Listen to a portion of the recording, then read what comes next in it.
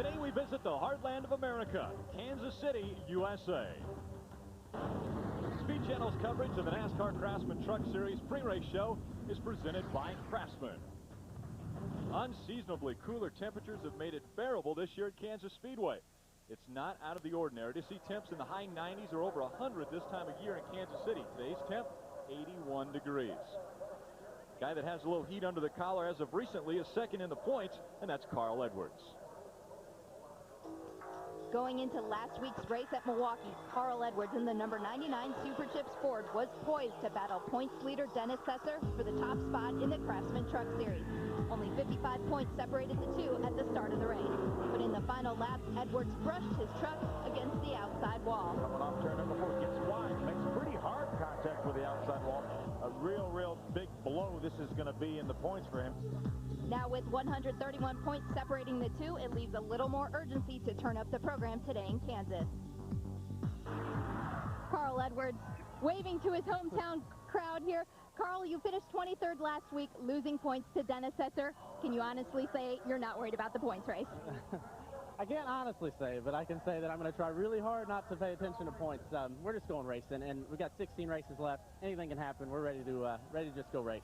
Now, most drivers are going to hop on a plane and go home tonight, but you're not. Tell us about what you're doing. Oh, my brother, Josh Basinger, and I are hopping on a plane. We're going to Lebanon, I-44 Speedway. So come to the dirt race. We're going to run Scotty Allen's modified tonight and Ken Essery's late model tomorrow night in Monette, Missouri. So lots of racing this weekend. All right, Carl Edwards in a brand new truck. Never saw the track until this morning. Let's go to Rick Allen. Thank you, Wendy. In the Ford top 10 point standings, Dennis Setzer increased his lead over Carl Edwards. Ted Musgrave and Chad Chaffin jumped 4 and 5 spots respectively with their 1-2 finish last weekend. Happy 4th of July weekend, everyone. I'm Rick Allen alongside of Phil Parsons and Johnny Benson. Now, rain showers moved through the area yesterday, wiped out all of practice and qualifying. Now, they were able to practice on the track earlier today. How much difficulty does that put into the team's preparation, Johnny? Well, it sure does. You know, Rick, normally the drivers get 3 hours worth of practice this morning. Only a half an hour on a green racetrack, and temperatures being a lot cooler than the races in the past. These teams really got the work cut out for them today. Well, one guy who's extremely hot right now is Dennis Setzer, our points leader. Rick, Dennis Setzer has had a big smile on his face ever since he got to Kansas Speedway. He's so good on this type of racetrack, the mile-and-a-half super speedway. He's already won 2 of the 3 mile-and-a-halves this year. And he's got such a great setup. The lack of practice probably worked in his favor here. But, hey, it's not going to be a cakewalk. He's got people like Bobby Hamilton, who won the other race on a mile-and-a-half oval. He's got Ted Musgrave, who's always good on mile-and-a-halves, and Mike Skinner, who Bobby Hamilton narrowly beat at Atlanta. They were all fast in practice. It should be a great race. Dennis Setzer, our points leader, will start on the pole because of the qualifying being rained out, but he's going to be looking in his mirror quite a bit because he's got a lot of guys chasing after him. And now, race fans. And now, race fans, will you please welcome our Grand Marshal, Brad Addis, for the most famous words in motorsports. Drivers, start your engines.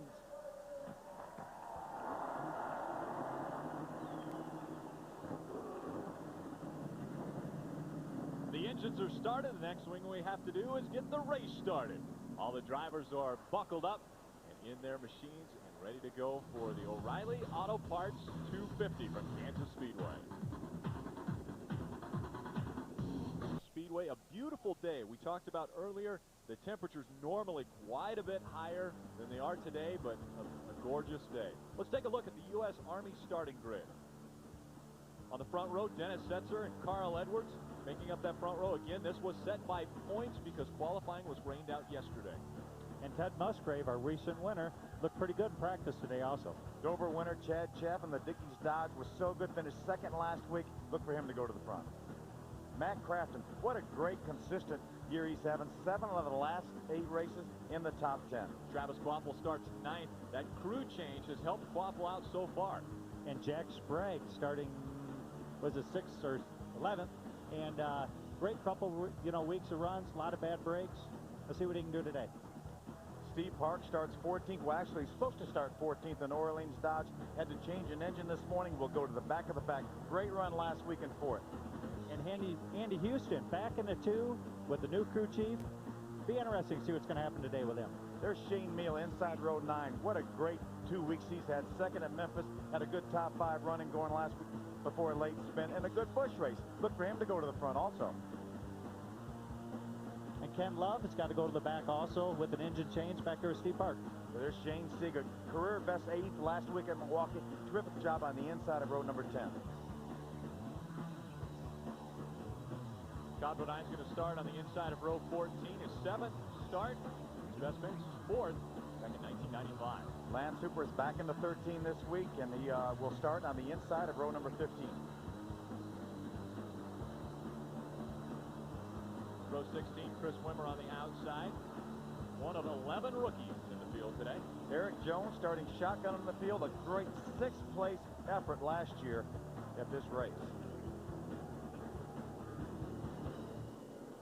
Craftsman track description for this mile-and-a-half tri-oval. See it right there, 15-degree banking in the corners. Not a whole lot of banking for this mile-and-a-half racetrack, Johnny. No, it isn't, but this track is very fast. You want to be on the bottom, and especially you got to be low coming off turn 2. The Circuit City race analysis. We have 35 trucks starting this race. 35 trucks, 167 laps, 250.5 miles, first over $500,000. Pit window, which always seems to come into play somewhere between lap 55 and 65. We'll again ride along with a few of the drivers, one of them being Bill Lester. He'll start in 22nd position in that Toyota. And Shane Meal, who's starting 17th, has had a lot of great runs here, so it'll be fun to watch him come on up through here. There's Rick Crawford, starts 4th right now. Let's see if we can chat with Rick right here, see if he's getting ready. Rick Crawford, Phil Parsons, can you hear me? That's clear, Phil. How you doing? Good, buddy. You had such a great run in this race a couple years ago. Looked like you were headed to an easy victory till an oil line developed a leak. Can you put that circle bar forward up front? Sure. So I know qualifying got rained out, but we brought a nice truck here. Craig Ewers and all the guys at Circle Bar's done a good job this weekend. Even though we hadn't had much track time, but we got to learn how to close the deal here, and you got to be around when checkered flag falls. So we want to keep this Ford F-150 up front. Rick, not a lot of rubber down on the racetrack. Are you going to have 2 grooves here early? I don't know if you'll have it that early, but you'll have it pretty quick. The Indy cars was practicing and qualifying. You know, they don't really run on the bottom, so I think the track will be fine. It's always had a lot of grip here. All right, Rick. Good luck, buddy. Thank you very much, guys. In the booth. Ray Dunlap, who have you got? Well, Rick, I just want to talk a little bit about what these guys have to do. Crew chiefs and crew guys alike have so much work. We didn't get very much practice here, but one thing that's really going to be important today is we've got a much smaller spoiler on the back of these trucks today. Actually, 40 square inches less than we've run in our 3 Speedway races so far this year. So there's a lot less downforce on the back of these trucks. So these guys have been working in what little practice we have to try to get just the right balance for their drivers. Wendy? Well, it's only 10 races in, but we're already talking about points racing. The 99 team, Carl Edwards and crew chief Kevin Starlin said they're looking at points, to be honest, but they're not worried about it. The minute they started chasing the points is when they started losing ground to Dennis Setzer. If you look back at this race last year, Carl Edwards was far back in the points, but this is when he had his turnaround season. In the next 6 races, he had 6 top 10s, 6 top 5s, which included 3 wins, and he jumped up 115 points. So you can guarantee he's going to make up that ground, and chances are he may pass Dennis Setzer. We see the Super Chips 99 of Carl Edwards, Dennis Setzer. Again, the reason that they are up there, we did not qualify because of rain out yesterday. It wiped out all of the practices that were scheduled for yesterday, so they were only able to get on the track for about 30 minutes this morning. But NASCAR has built into this race almost a checkpoint for them. They really have. Oftentimes when there is a lack of practice, NASCAR will say, hey, we're going to have a mandatory competition caution. It's going to come somewhere around lap 25 to 30. Now, if something happens on the racetrack, an incident on the racetrack, that will be the competition caution somewhere around lap 25 or 30. If that doesn't happen to lap 30, they will probably throw the caution to let all these trucks to come into pits, look at their tires, change tires, make some adjustments because of the lack of practice. We talk about Dennis Setzer being so hot right now. There are a lot of drivers that are hot, but then also there are some that are struggling right now. Hey, look at Ted Musgrave. Boy, have his fortunes turned around in the last few weeks. He's up 10 positions in the points all the way up to 5th. Dennis Setzer Can't get much better. He's averaging 2.6 finish, but he hasn't moved anywhere because he was already leading the points. Bobby Hamilton's doing good. Chad Chapman, a great big jump, 7 spots in the points.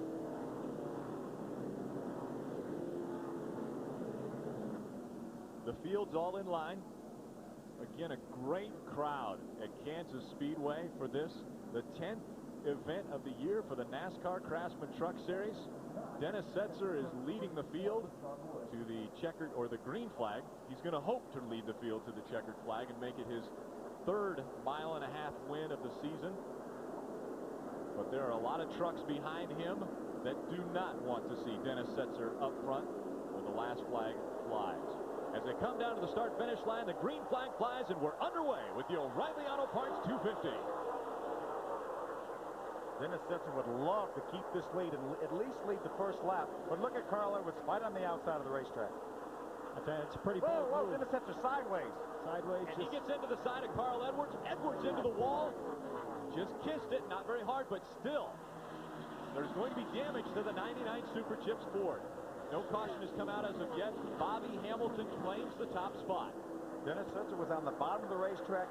That's when you lose some air off the spoiler when you're inside of another truck. He lost air off the spoiler, got loose, had to chase the truck up the hill, caught the left rear of Carl Edwards and put him in the wall. What a horrible break for Carl Edwards. Carl Edwards staying out on the track, but not up to speed as he drops back to the very back of the field. Problems again in turn number 2. Bill Lester in the 22 having problems, gets spun around. Dennis Setzer, our points leader, also with problems. So 1 and 2 in the points, struggling after 1 lap at Kansas. A lot of damage to the front of that 46 truck of Dennis Setzer. What incredible. The top 2 guys in the points both have trouble within a lap and a half. Yeah, this is something when you've got a green racetrack. There's a lot of unknowns when you go down into that corner, and it looked like Dennis just got, like I said, got a little loose, got up in the car there, and it'd be interesting to see if maybe Dennis had a problem with his right front after making that contact with Carl Edwards. Bill Bonnefeld in 25 also saw him in the infield, but this is unbelievable damage. We talked about how good of luck Dennis Setzer had been having, and you can't have worse luck than this at the start of the race. He really has had so little bad luck all year long, but this is going to be take some major repairs right here by Danny Gill and his team. Dennis Setzer obviously is out of contention for the win, and he's probably out of contention for even a good finish. Going right straight to the garage area, Rick. Behind the wall for Dennis Setzer. Very disappointing start. Carl Edwards also having problems. We take a look back at how this happened. This was the start of the race when Dennis Setzer got a little loose on the bottom. Side by side, you see him loose right there already. He has to chase the truck up the hill. When he does, he makes contact with the left rear of Carl. Carl just ran out of racetrack, Johnny. He was going to save the truck, but the outside wall was there. I think he did. He definitely had a save, but he was just sliding up the track so fast that it is so hard. I mean, he's trying not to back the thing into the wall. He uses the racetrack, saves the truck, but just ran out of track and went up there and bumped. Watch Dennis here. This is Rick Crawford's onboard. Dennis gets in the throttle and just gets loose, and you see there's the contact right there with Carl Edwards. A great view out of Rick Crawford's circle bar truck. There's Carl Edwards. He opted to not come in. He stayed off the pace, but didn't come in on that first lap. And then this caution comes out, so he was able to stay on the lead lap. Look at Dennis Setzer's front end. Let's take a look at what happened. See Dennis on the outside there. That's him. 3 wide on the outside. Oh, look at that. There's Jack Sprague on the inside. He almost missed. He makes contact with Dennis Setzer, and that's how Dennis Setzer got on the outside wall. Then he gets caught by Andy Houston and knocks the front end off of that truck. Yeah, I mean, it looked like Dennis was doing all he could to save it, and he almost had it saved, but sliding down, and with all these trucks coming down through the corner, there's just nowhere to go, and it was just unfortunate that he got hit. Jack Sprague making a great save there, not going in the grass, and Dennis just not so fortunate. On board with Bill Lester. Just 3 wide this early into the race going in the corner just makes it a really tough situation. You know, I'm sure the guys had a run on Dennis. Dennis was just trying to gather up what he just went through, and there you go, 3 wide. And John, the exact same thing happened to Jack Sprague that happened to Dennis Setzer. He got loose on the bottom of the racetrack. Windy. Well, you guys saw the wreck from where you were, but I saw the dejection on the team's face as the 99 went around. They decided to come in and take right side tires only and assess the damage. They said they felt the toe might be out. They pulled in that right front fender. Sounds like everything's good on the 99. He just said that the 46 got into me, and this is very frustrating. Let's go to Ray Dunlap. Thank you, Wendy. Down here in the pit area as the crew goes to work here on Dennis Setzer's Silverado, they know they're going to have to pull the radiator out. They do have a new nose they're going to try to get on this thing. You'll notice that the front Nerf bar is not completely destroyed. It's just bent up. So they'll try to get that thing straightened out, get the nose repaired. They do have damage to the oil cooler, though, and you see the water is running out of the radiator here. They will have to replace that. The good news is they do have an electric fan on this truck this week, so there's not a manual fan that has done damage to the engine. So with an electric fan on that radiator, that will help them get this thing changed. There does not look to be severe damage to the steering or any of the suspension there, but on the front end, a good bit of work to be done. Our points leader already into the garage after 2 laps from Kansas Speedway. Jack Sprague in the 16, only a half-hour practice early, bumping and banging going on in Kansas.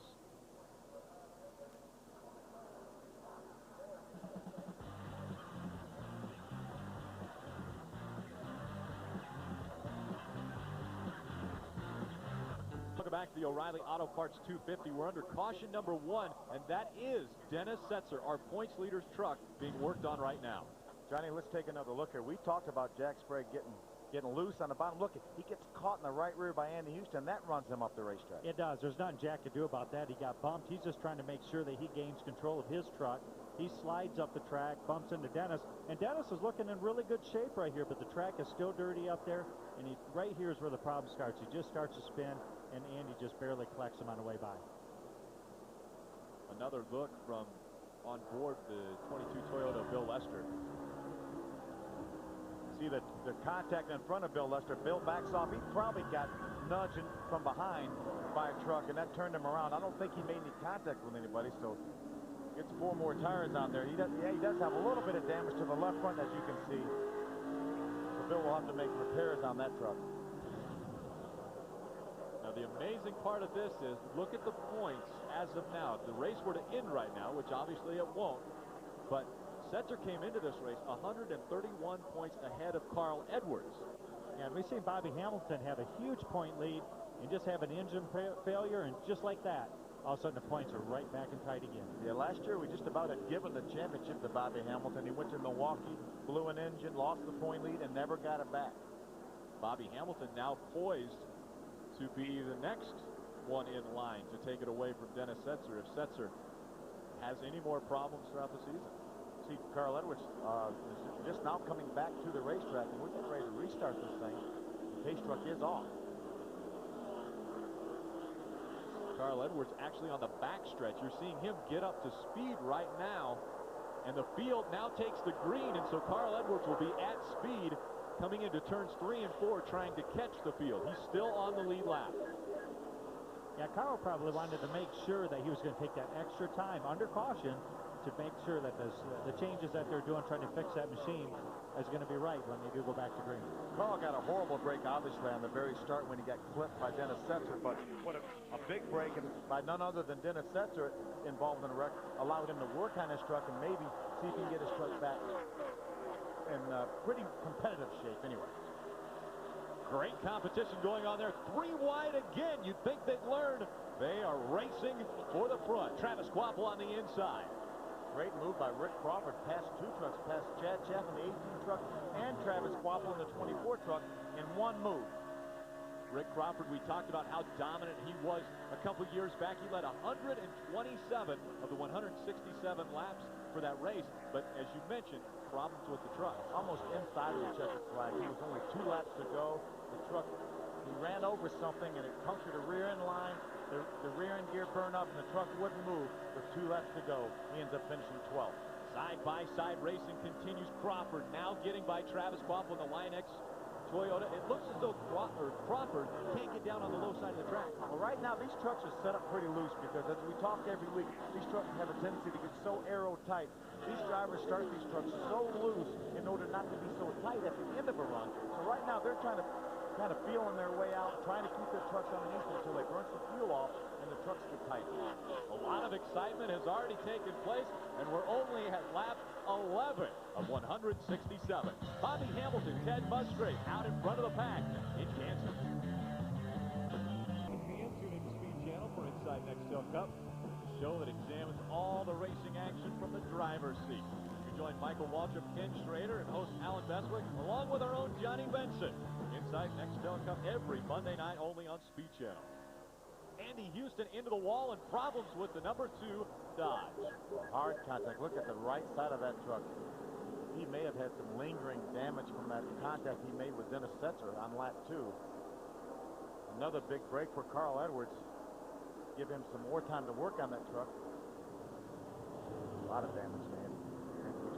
Team ASC Carquest. How much of these problems are because we were only on the track for half an hour? Well, I think you could probably definitely say that some of these problems is a lack of practice, not a whole lot of rubber in a racetrack, and guys, just like you say, this track is fast and not sure exactly, you know, as they went from practice, get ready to race, trying to loosen the things up, trying to get them, you know, where they think it's going to be good once you put rubber in a racetrack, and we're starting to see some problems from that. Are we a little too aggressive early on?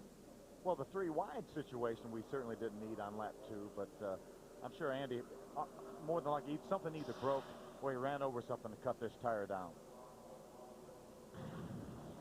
Let's look back. This is 2 laps before he hit the wall. The 67 of Kevin Love on the outside. Tire, so he must have had a tire rub. More than likely, he had a tire rub. Probably something to do with that contact with Jack Sprague earlier and Dennis Setzer. Yeah, and you see them, you know, this is as they're going into the corner. They just slide up and hit the wall, so it's a possibility he had some damage on there. We saw the tire smoke. The tire probably started to go down and just couldn't get it steered before it got to the wall. So caution number 2 comes out at Kansas Speedway. We've yet to complete 16 laps. We'll be back with more after this. Speedway. Some drivers taking advantage of the caution and maybe a little pit strategy early on. Yeah, they may. NASCAR at this point is still calling for the mandatory caution around lap 30. So Mike Skinner, David Ruderman, some of these drivers, Hank Parker Jr., they may decide to come in now. Mike Skinner, David Ruderman put 4 tires on and fill them up with fuel and may say, hey, when they come in at lap 30, we're going to let them come in. We're going to stay on the racetrack, get track position. Bobby Hamilton leading his 7th race of the season, most out of any drivers. This is our 10th race so far this year. Familiar sight, the Mopar Dodge, number 1 just behind him. There's probably a lot of guys right now thinking, should I come in or should I not? Or, you know, we'll just have to wait and see how it's all going to play out. Ray? Well, there's some pretty significant damage down here to the ASC Dodge, and Andy, I heard you say on the radio, wicked loose, and that was pretty obvious. Yeah, it was, and it wasn't like that when we started the race. The thing was just really, really awesome. I mean, Trip Bruce and all these guys on this Team ASC Carquest Dodge have done an awesome job with this truck. It was marching towards the front, and the 16 and the 46, the 46 wanted to stay 3 wide on the outside. I mean, he got up there in the loose stuff, and when he spun, he come down and caught me in the right rear quarter panel and spun us around.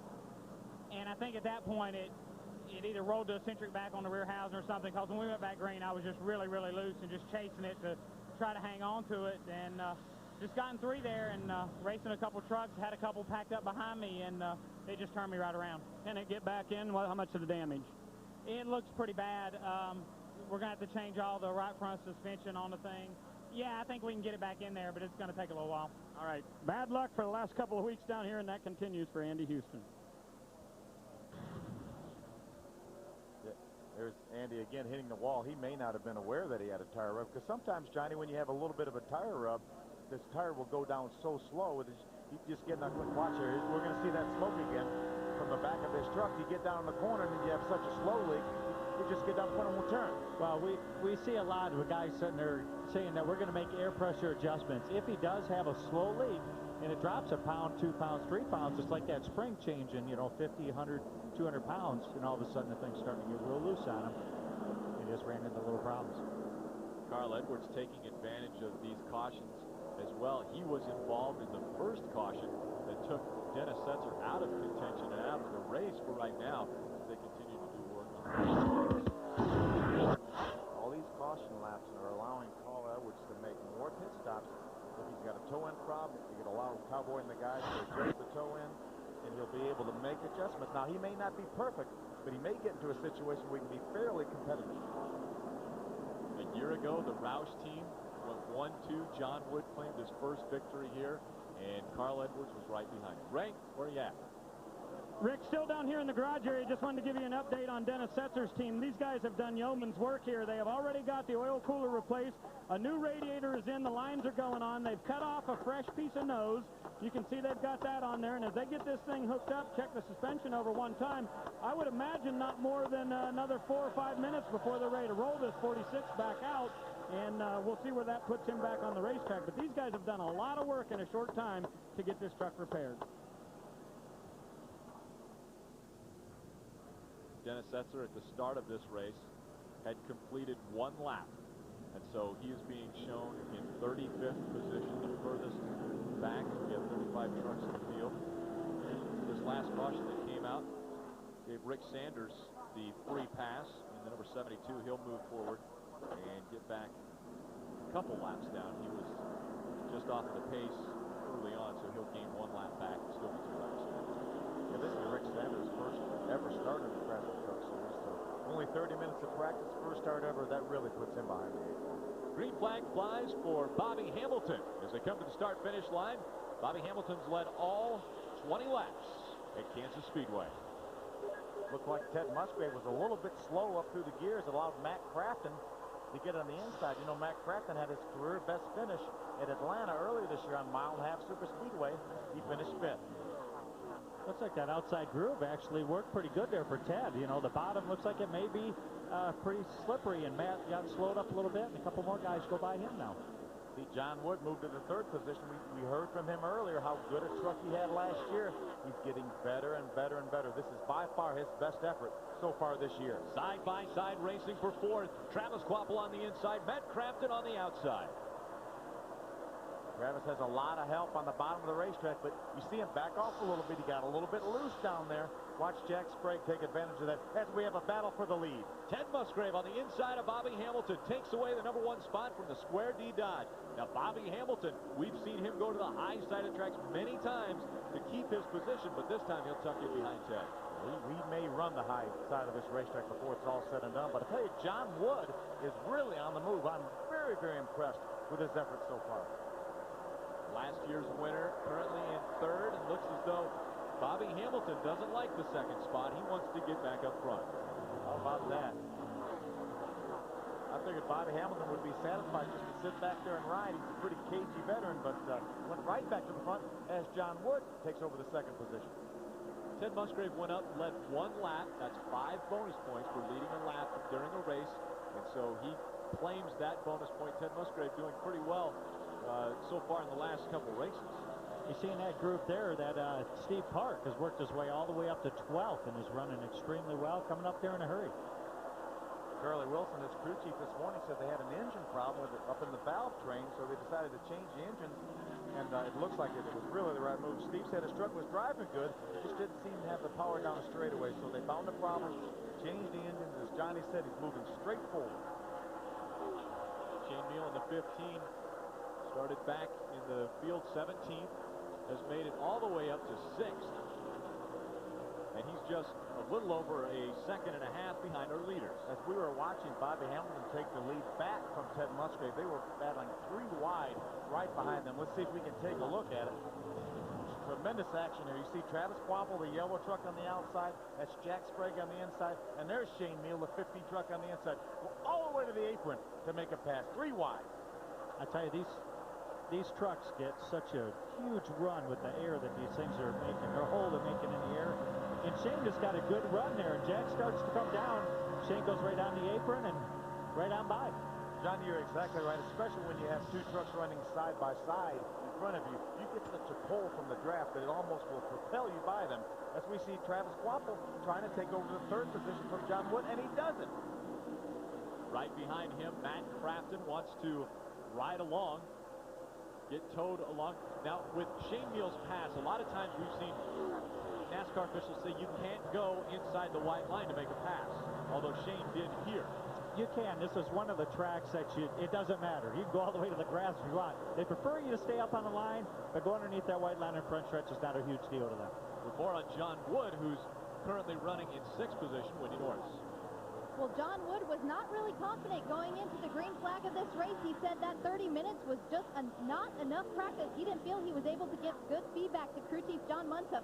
The only complaint he said is that the truck is real tight on exit. Let's go to Ray Dunlap to see what he has.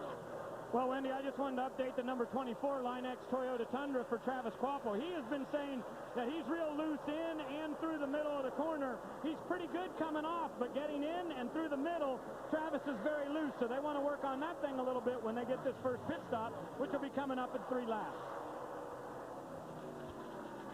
Travis Quaffle battling in the 3rd position right now. Our leader, Bobby Hamilton, has led 26 of the 27 laps so far. Kelly Sutton having some problems backing the truck into the wall. You see the major damage on the Team Copaxson 02 of Kelly Sutton. That brings out our 3rd caution from Kansas Speedway. NASCAR will consider this their mandatory caution because they said anything near lap 30, they were going to count that as the caution. So this will be the only caution that these drivers will see as far as a mandatory competition yellow. Tough break for Kelly Sutton, though. A lot of damage to the rear of that Team Copaxson Chevrolet. Difficult times at Kansas Speedway with the inclement weather that took place yesterday. No truck was able to get onto the track this morning. A very brief stint on the track, and it was cloudy at the time when they were running on the track. We've got different weather conditions and just not a lot of track time for these trucks. Yeah, I think a lack of practice, Johnny, would be a lot of what's going on here because, you know, some of these drivers haven't been here before. Kelly Sutton hasn't been here before, so this was her first time. And to ask her to try to get that truck just like she wants it in 30 minutes is really a lot better. It sure is. You know, and the other thing we need to look at is the spoiler's a little bit smaller here. So that helps the balance of the trucks, but everybody's probably thinking from the other tracks that they've run, we still need to free them up. Maybe just a little bit too far. There's a look at a rear spoiler right there. That's on the very back of the truck. This is the area we're talking about. That they rely on that rear spoiler for so much of the downforce on the back of these vehicles. As Johnny mentioned and Ray mentioned earlier in the show, that some of the high-speed racetracks like Atlanta, like Texas, they ran a 12-inch by 1-inch strip up on top of that on each end of the spoiler. That created about 30 or 40 more counts of downforce, and that's pretty huge. It is. You know, I talked to some of the drivers, and they said that it was just too much, and it was hard to feel the front tires on these trucks. And with allowing them to have or not have to have that on there is put the balance a little bit better, but sometimes you over-adjust with not having enough practice. This is the 3rd caution that has come out. Involved in our very first caution, which took place just after lap number 1, was Dennis Setzer, Carl Edwards, and Phil Bonifield. Now, Carl Edwards has done a lot of work to that truck because we have had 3 cautions, and on this 3rd caution, we see all the leaders come down pit road.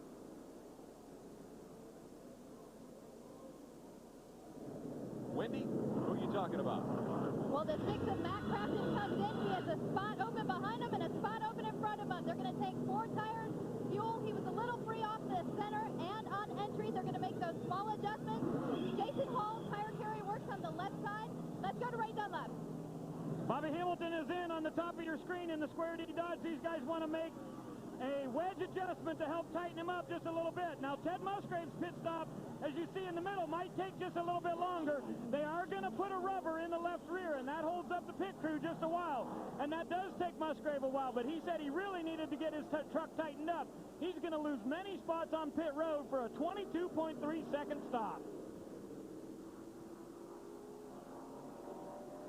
Ted Musgrave was running very strong. We saw him. He's the only other truck to lead a lap so far in this race. Bobby Hamilton's led 29.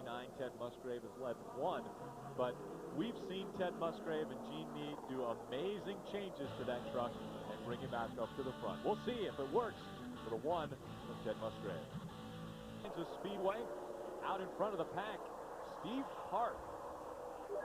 He was the first one out of pit road, and so he is our new leader at Kansas Speedway.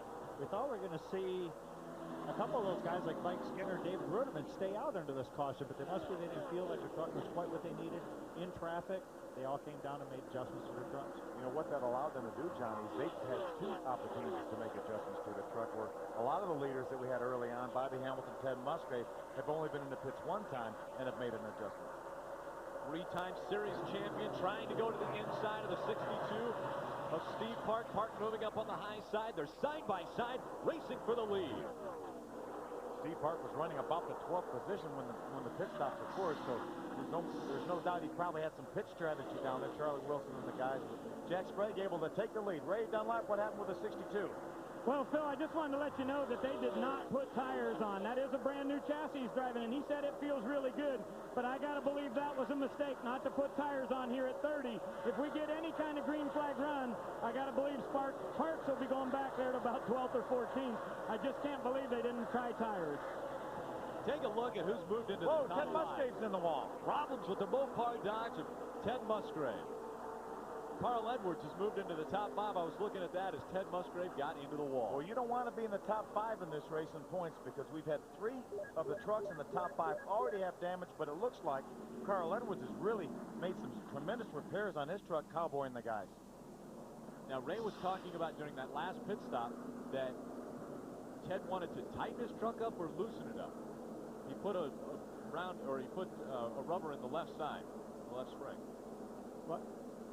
Ray, what's going on, Ray? Well, no, they're trying to assess the damage here, but the last time they put a rubber in the left rear for Musgrave, and that's what took the pit stop so long. But he just said that he believes this racetrack, you know, the sun has been out here and really changed this racetrack. These conditions are nothing like what they practiced in early this morning. So now Gene Need is assessing the damage here, and as they get ready to pit, they'll see, you know, what all they have to do to Ted. Here he comes down pit road now. Looks like a good bit of damage on the right front. But the tire is still up, right, guys? He's not to me yet here, but... No, it's flat, right? It is flat and has torn up the right front fender a good bit here. So these guys will jack it up here and see what they've got to do as far as damage control, whether he'll have to go behind pit road or not. Steve Haraney is back as a tire changer for this team. He is on the fronts there as they will pull this tire off and see if there's any suspension damage. That's what Gene wants to know.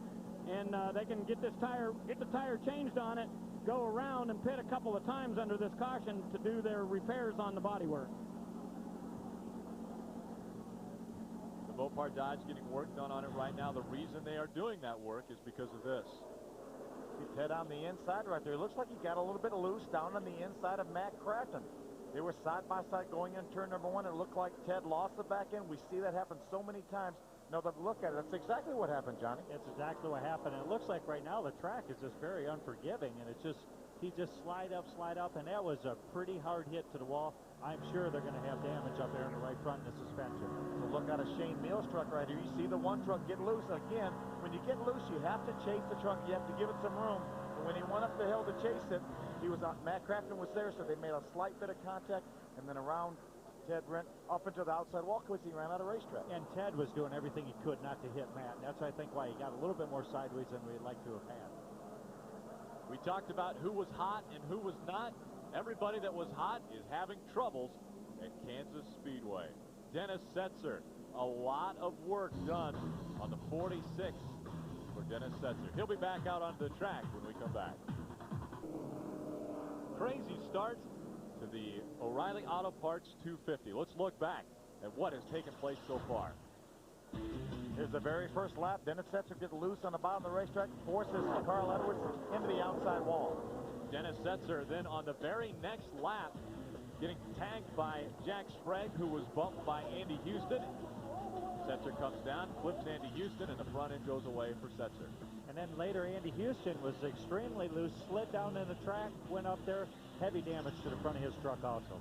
Third caution, allowing Dennis Setzer to get more work done, and he makes it back out onto the track. And then problems with Musgrave. Ted Musgrave loose on the bottom of the racetrack underneath Matt Craftsman, makes contact with the outside wall. We're getting ready to restart, and we've just got the green flag. Jack Sprague out in front. The top 5 in points has been a shuffle so far, with the exception of Setzer. He's going to be up top. He's got enough cushion, but they're catching him down. Yeah, but he's had such a big lead coming into this race. This is really huge, and I don't know, I can't remember a race when we had so many problems with the people in the top 5 in points so early. Weren't able to get out onto the track yesterday at all, so these trucks have not been on the Kansas Speedway but a half an hour before the start of this, and that was after all the rain that we had yesterday. It cleaned a lot of the rubber off. We look at the points. If the race were to end right now, Edwards back up to second, just 22 points out of the lead. And remember, Ted Musgrave came into this race in 5th. He's dropped now out of the top 5 if the race were to end right now. He's all the way back to the 9th position if the race would end right now. Jack Sprague's moved up 5 spots in the points if it were to end right now, and he's out in front. This is the second race Jack Sprague has led here. The first race back in 01, Jack was the leader. Some great side-by-side racing. There's the 62 Orleans Dodge on the inside of Steve Park. David Ruderman on the outside, the 17 truck.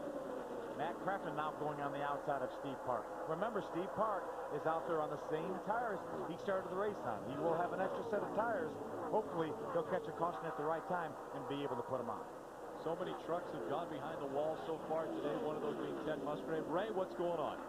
Well, Rick, they've got quite a bit to do here. They didn't know the damage was so bad to the suspension. They were ready to change the right front upper A-arm, but now they found out that the bottom A-arm and the steering box both have a big bend in them there, so they're going to have to take the entire front assembly loose here so they can put an upper and lower A-frame on the front of this Mopar Dodge. Now, the body work won't take too much for them to get straightened out, but this is going to be timely here, as they have to unhook the steering link and all that to change these A-frames. That'll definitely take a long time. I mean, that's the parts of the components of the truck that have to be good so he can drive the thing. And now that he's being able to work on it, the teams are out on the track under green. Dennis had a lot of cautions to help him. In his case, right now, it's hard to say what's going to happen. Dennis Setzer is being shown right now in the 32nd position, 29 laps down, so he's not going to beat anybody that stays out of the racetrack and runs most of the race. He's only going to be able to beat the trucks that fall out of the race due to various mechanical problems or accidents. Great side-by-side racing between teammates. We saw this earlier, or we saw it last year, and then we saw it also earlier in this year, them racing for position. The two Roush trucks, John Wood and Carl Edwards. There's Shane Milligan. Remember, we talked about how good he has been the last 2 weeks. Already moved up into 3rd position. He's got a great, strong truck. Started way back, I think, in 17th. Shane Meal is on the money. And Carl Edwards is just, he's still hanging right there with all the problems he's had, although he's getting past here a couple of spots, but that is still a good position for him to be in. Bobby Hamilton also in the mix in that Squaredy Dodge number 4 has moved up to the 4th spot.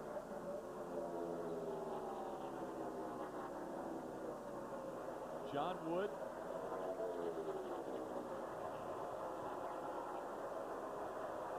working on the 16 of Jack Sprague. Jack's opened up about a second and a half lead right now over John Wood, but John's got a mirror full of Shane Neal right now. Getting reports that the 21 truck with Hank Parker Jr. is having some trouble. There he is on pit road right now with the hood up. That's usually not a very good sight to see, you know, with the hood up and they're trying to figure out what the problems are there. Sure had a great 3rd place run earlier this year at Dover. That was his career best finish. We talked about that high line coming in, John, and actually a lot of trucks using that high line. We saw John Wood do it there, although it's not going to keep Shane Meal behind him. No, I mean, it's a preference what you want. You want to be down at the bottom, but if you're just a little bit tight, it allows you to drive the truck into the corner a little bit harder, but you're going to slide up. And then one thing that's nice about this racetrack here at Kansas is you can just go back to the gas pedal. You have a lot of room to use the track coming up off so it doesn't hurt your momentum, but the preferred line is still to be down in the bottom. Out in front, Jack Sprague run his last lap with just over 33 seconds. Shane Meal, his last lap, 32.8 seconds. So 0.2 of a second faster for Shane Meal, who's in second right now. Wendy, what have you got? Well, an interesting little tidbit on Jack Sprague. He is the only driver in today's field that has raced all 3 NASCAR series at this track at Kansas. Now, you'll remember he came in on lap 30. There's a spin on the track. That's Rick Sanders getting spun around as he goes across the front stretch. He's in the apron. I don't believe they've thrown a caution as of yet. He's trying to get back out onto the track, but stay out of the line of the trucks. And no caution yet. Sprague was able to get back going from the infield grass. Some damage to the front balance of that truck. Let's go back down to Wendy talking about Jack.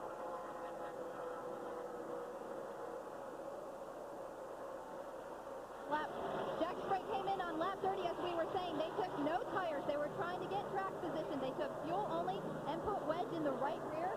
He was a little bit loosened and tied off. They feel if they can go to lap 51 is what they're guessing and make a stop after that, they're pretty much banking on a fuel mileage race today.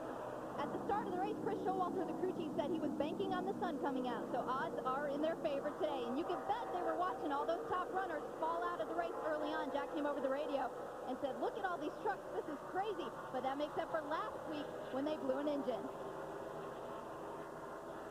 Jack Sprague out in front of the field.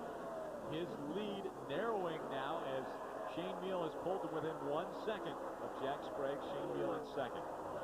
It looks like Shane is just consistently being about a tenth quicker than what, Jack Sprague is. But I did talk to Jack, and he feels his truck's pretty good, so it's a long race yet. Our three-time series champion out in front is beginning to lap trucks as we have completed 49 laps. NBS 24/7. Tune in to Speed Channel Monday at 8 p.m. Go behind the scenes from checkered to green. The real world of NASCAR Busch Series racing, featuring drivers like Casey Keene, Tim Fedowa, and David Stremme. NBS 24/7. That 1 second lead that I said Jack Sprague had on young Shane Meal has gone away. Shane Meal right on the back bumper of Jack Sprague. These trucks are pretty even through 1 and 2, but Shane Meal is so much better than Jack Sprague through the center and off of turn 3 and 4. Let's see if he can make a move here on this corner. Ray Dunlap. Hey, Phil, I just wanted to let you know there's some pretty good news down here in the garage area. The deal is not done yet for a couple of days here, but we expect next week to hear an announcement that there will be a new sponsor on this number 15 you see that Shane Meal is driving. They've had Spondivits Restaurant out of Atlanta on there some, and today it's Whitaker Farms, but they needed a big primary, and it sounds like within the next few days we'll find out about one coming along for 10 more races. It'll be great news for Shane Meal and Billy Ballou. Billy's funded this so much out of his pocket, kept this truck going. Now he's got a great competitive situation. Been so good the last couple races, and really all year they've been very competitive. They've had some mechanical problems, not in some races.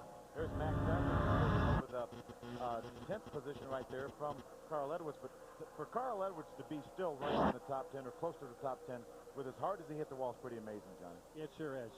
He's just barely what we're thinking hanging on. He's still 11th place. That's still great for having a wrecked truck. So everything is still probably not to his liking, but is still in pretty good position here in this race. If you're just joining us, we had one caution early on in the race that took the 99 of Carl Edwards, the 46 of Dennis Setzer out of contention for the win, we thought, and then Carl Edwards made enough adjustments to be able to try to be competitive.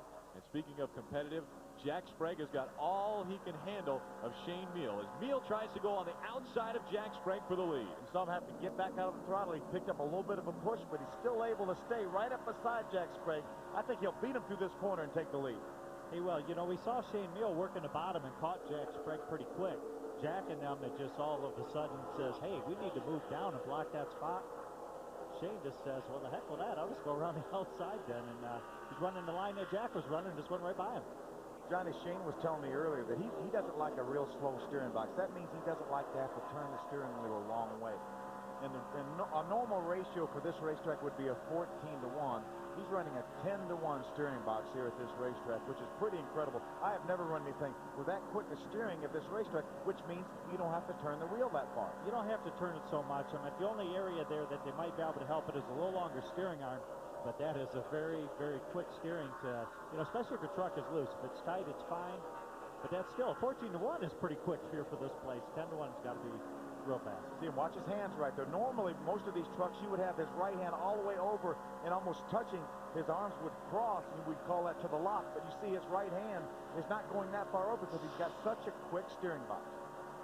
Yeah, I mean, he's doing a good job there. I mean, you see him still working the wheel just a little bit. But like I said, Billy's just not turning that steering wheel very much.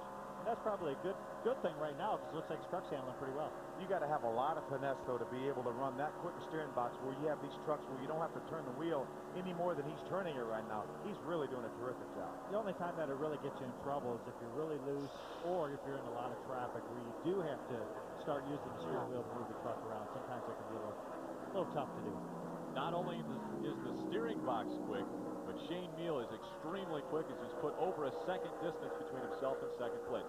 Another man that's moving up through the field, Terry Cook, in that number 10, started back in 13th, has made it up to 6th. He is a man on the move towards the front. Had a good 7th place run last week at Milwaukee. They've had a crew chief change in the last few weeks. Jamie Jones over there now. Wes Ward, who is the crew chief on the Busch car that Jason Keller drives, that is owned by Greg Pollock, the same team that Terry Cook drives for. Wes came in this morning from the race in Daytona last night, helping out Jamie and the guys, and they've got a great run going.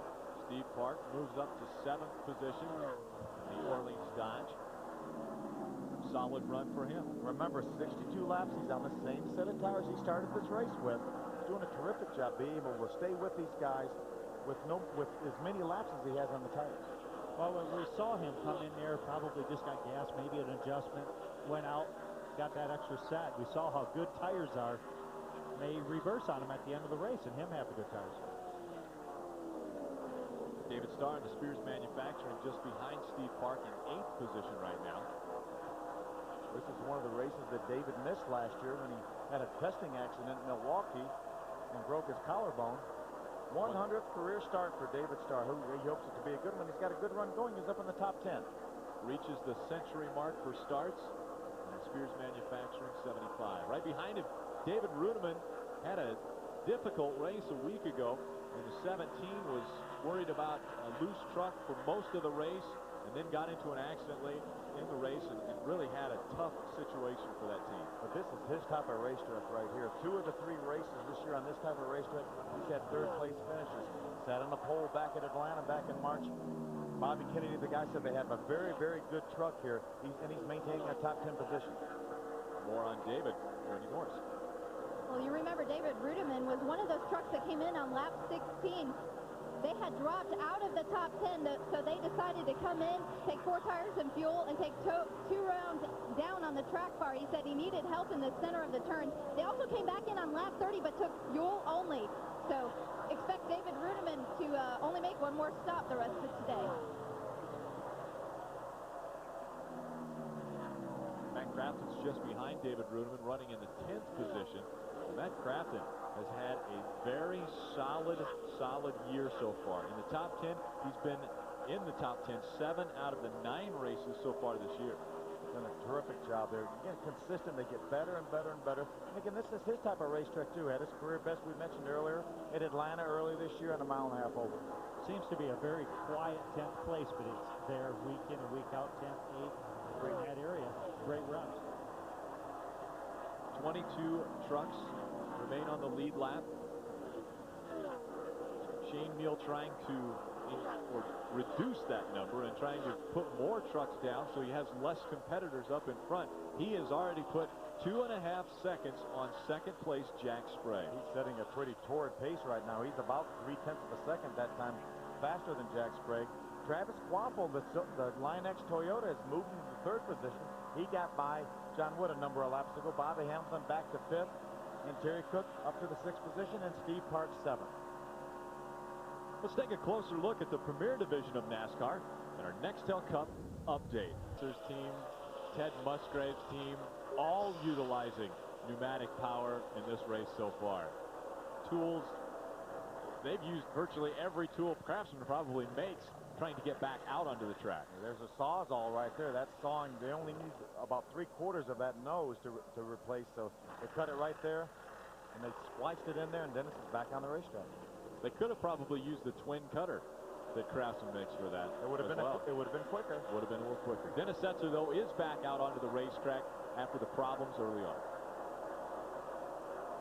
He's making pretty good time. Unfortunately, being shown 30 laps down in the 30th position, but he's going to be in position to gain spots as people have trouble and fall out of the race. He's going to move on up the board.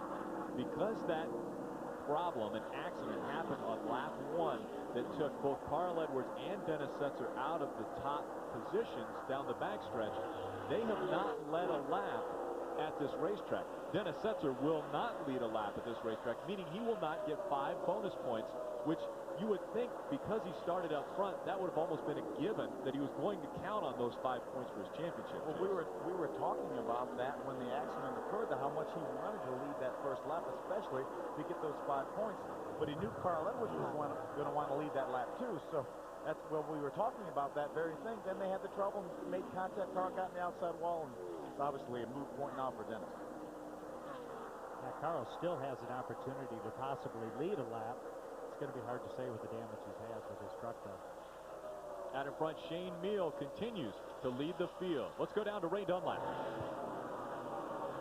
Hey guys, wanted to tell you a little bit about the guy out front, Shane Meal. On the hood of his truck, you can see Whitaker's Farms, and they talk about Last Detail. That is the name of their champion horse. It's an AKH champion. It stands in Oklahoma as their stud. Last Detail is their favorite horse, so they thought they'd just put it on here. Last Detail just has 1 horsepower, but obviously Shane has a lot today. Wendy? Well, the 16 truck, this is the second race that this chassis is running this season. Its first race was at Texas. They're having a little bit of trouble. You've noticed he's lost a little bit of ground to leader Shane Meal. He says that when he goes to lift, if he lifts too hard, the truck wants to turn right. He thinks it might be a ball joint. Let's go back to Ray. Well, let's look at Travis Quapple. He is driving chassis number 06. They call this one Cheddar. Of course, Travis from Wisconsin, so he names his trucks after cheese. And there's a big crash on the track right now, guys. Involving Travis Quapple and Jack Sprague. The 16 of Jack Sprague and Travis Quapple getting into the grass. That Line X Toyota trying to come back out onto the track now as the caution has come out for the 5th time today. We saw those 2 trucks running side by side. Travis was trying to take over the second position, and they made some contact. You see a lot of damage to the front balance of that Toyota of Travis Quapple. They must have got hooked up. I mean, we're going to see here. And as they got hooked up, they went down the track, in through the grass, and that makes a lot of damage to the nose. See, Travis, he just bumped him. He was trying to pull to the inside, just made the slightest bit of contact, which got Jack a little bit sideways. And once Jack got sideways, they just hooked together and just run him right down to the racetrack. They both went off the track into the grass, and that's where Travis got all this damage, just the nose, the grass hitting it and just peeling up the nose on it. It's incredible that neither one of those drivers lost control going through the grass at about 170 miles an hour. Yeah, they both did actually an excellent job on that, actually spinning, coming up into the track and causing more of a problem than what they just had. Travis, I'm sorry, Rick, Travis had such a great run going. He's got a lot of damage to the front end of that truck. He's going to have to make some pretty severe repairs cosmetically to the front, because that is where you rely on so much of your downforce on the front of your truck. Field picked up by the pace truck. Mike Dolan leading the field, and we see Shane Meal coming down. Our leader comes down pit road on the first opportunity that he can make a pit stop. Jack Sprague and Travis Quapple following him down pit road, and Jack Sprague goes across the wall. Wendy? The 16's in. He was very upset. He feels Travis Quapple got into him. The air dam might be pushed in a little bit, so they're going to work on that. They're taking 4 tires and fuel. They're going down 2 rounds on the track bar on the right rear. Let's go to Ray. Wendy, Shane Meal missed the pit box. He went across the line and had to back the truck up. That'll cost him about 1.5 seconds. They do make a chassis adjustment. Down 2 rounds on the left rear for Wedge. He said he was bitten very, very hot inside the truck. You see the Line X Toyota of Travis Quapple on the bottom of your screen. A good bit of damage to the right front. They will have to clear off that front of that grill there so they can get enough air to the inside. They will work on tires here, but because of everybody else getting off pit road, they've got time to continue to work on this 24. Get this thing right for them before the field comes back around.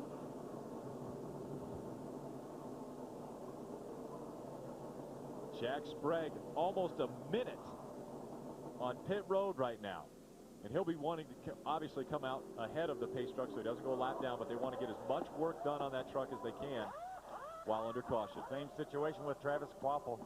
Let's take a look at Shane Meal coming in his pits. He overshot. That's him from his onboard. He's going to overshoot his pit slightly. Watch his crew guys have to jump over the front of that truck. See him back up, or you hear him back the truck up.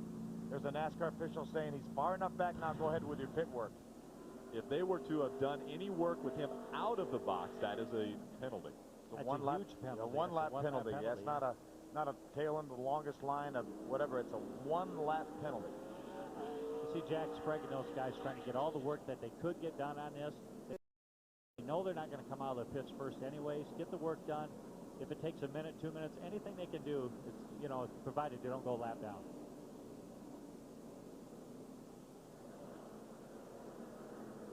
John Wood being shown as the leader at Kansas. That's a familiar sight, but that is his first lead of the year for John Wood. The Line-X Toyota of Travis Quapple continues to work. This is why we're under green, or caution. Travis was going to try to make the pass on Jack Sprague, made slightest bit of contact, but it turned Jack a little bit sideways, and when it did, it turned his nose to the inside of the racetrack, and that's where Travis was. They made contact down the middle of the backstretch, both got into the grass, and some cosmetic damage to the front balances as we get ready to restart this race. John Wood out in front of the field, Bobby Hamilton right behind him. Dennis James will show him the green flag, and we're back to racing at Kansas. And really, that pit stop of Shane Meals didn't really hurt him all that much. He's still sitting there in third spot, still in pretty good shape. Not a costly mistake, but it could be late in the race. Yeah, normally if you overshoot your pit like that, John, and you have a bunch of trucks around you, that could have lost 10, 12, 14 positions, but only lost 2 positions right now. John Wood, great pit work out front, and Bobby Hamilton in the second position. That just shows you how much work all these other trucks have to do. You know, they're making adjustments, putting rubbers in, doing whatever they can to get their trucks running a little bit better. Shane's truck's been so good that all they need to do is make his pit stop. Really didn't hurt him terribly. You know, for our viewers that are used to watching Nextel Cup racing and Busch racing, they see 13-second pit stops all the time. Well, we don't see 13-second pit stops typically in the truck series because a pit stop takes a little bit longer in a truck because, number one, the truck's longer. The guys have to, as we got a battle for the lead up front here, Bobby Hamilton looks to the inside of John Wood. 3 wide again as Bobby Hamilton takes away the top spot from John Wood. They used the lap truck of Travis Quapple. Travis now being shown 1 lap down. Well, these guys just aren't afraid to run 3 wide. It doesn't matter what part of the racetrack it's on. It's just great racing, great opportunities to get by guys, whether it be a lap truck in that situation or not. They just take advantage of it and go. David Rudeman in the 17, also moving up. He's in 5th position right now. Bobby Hamilton has to be licking his chops right now. He's had Dennis Setzer have trouble in this race. He had Ted Musgrave had trouble in this race. Carl Edwards had trouble, but he was able to overcome it pretty well. And then Jack Sprague and Travis Quapple in the same incident just a few moments ago. So Bobby Hamilton says, hey, all the teams that were so good this morning in practice are having trouble. Bill Lester out in front of this pack. Bill Lester involved in an incident earlier today, currently running in 8th position. This was the site of his very, very best Craftsman Truck Series finish. 1 year ago, he finished 10th in this very race. His best career finish. Look for him maybe to get another top 10 here. Even with the damage on the nose of that, we saw that. And it's got a battle for second, and Shane Meal goes inside of John Wood. Great run for Shane Meal. His truck is just, like we talked earlier, just so good through the center, up off the corner. Pretty good run. John Wood won the race in the pits and was able to get out in front of this field, but Shane Meal seems to be running about as strong as any truck on the track right now in that 15. Well, that outside crew, look at Terry Cook trying to make the pass on Shane Meal. Power stroke number 10. Ray, what's happening with Terry? Well, Rick, on both pit stops, they came in on lap 4 and on 81, and they've raised the track bar both times trying to loosen his truck up. He says he just couldn't get through the center at all, and they've also made a couple of bare pressure adjustments, but raising that track bar to try to get him looser in the center. That's 2nd through 5th right there. John Wood in 2nd. 5th is David Rudeman, so a very tight race for our top 5. We saw John Wood and Shane Meal side by side. That allowed Terry Cook to get a run on him. Wasn't quite able to make the pass at that time, but he's right there with some awfully good trucks. Good run going for Terry Cook. It is. Now you see those guys went ahead and got back single file, try to get away from him, or those 2 trucks just a little bit, so Shane could try to make another move on John Wood there. Wendy?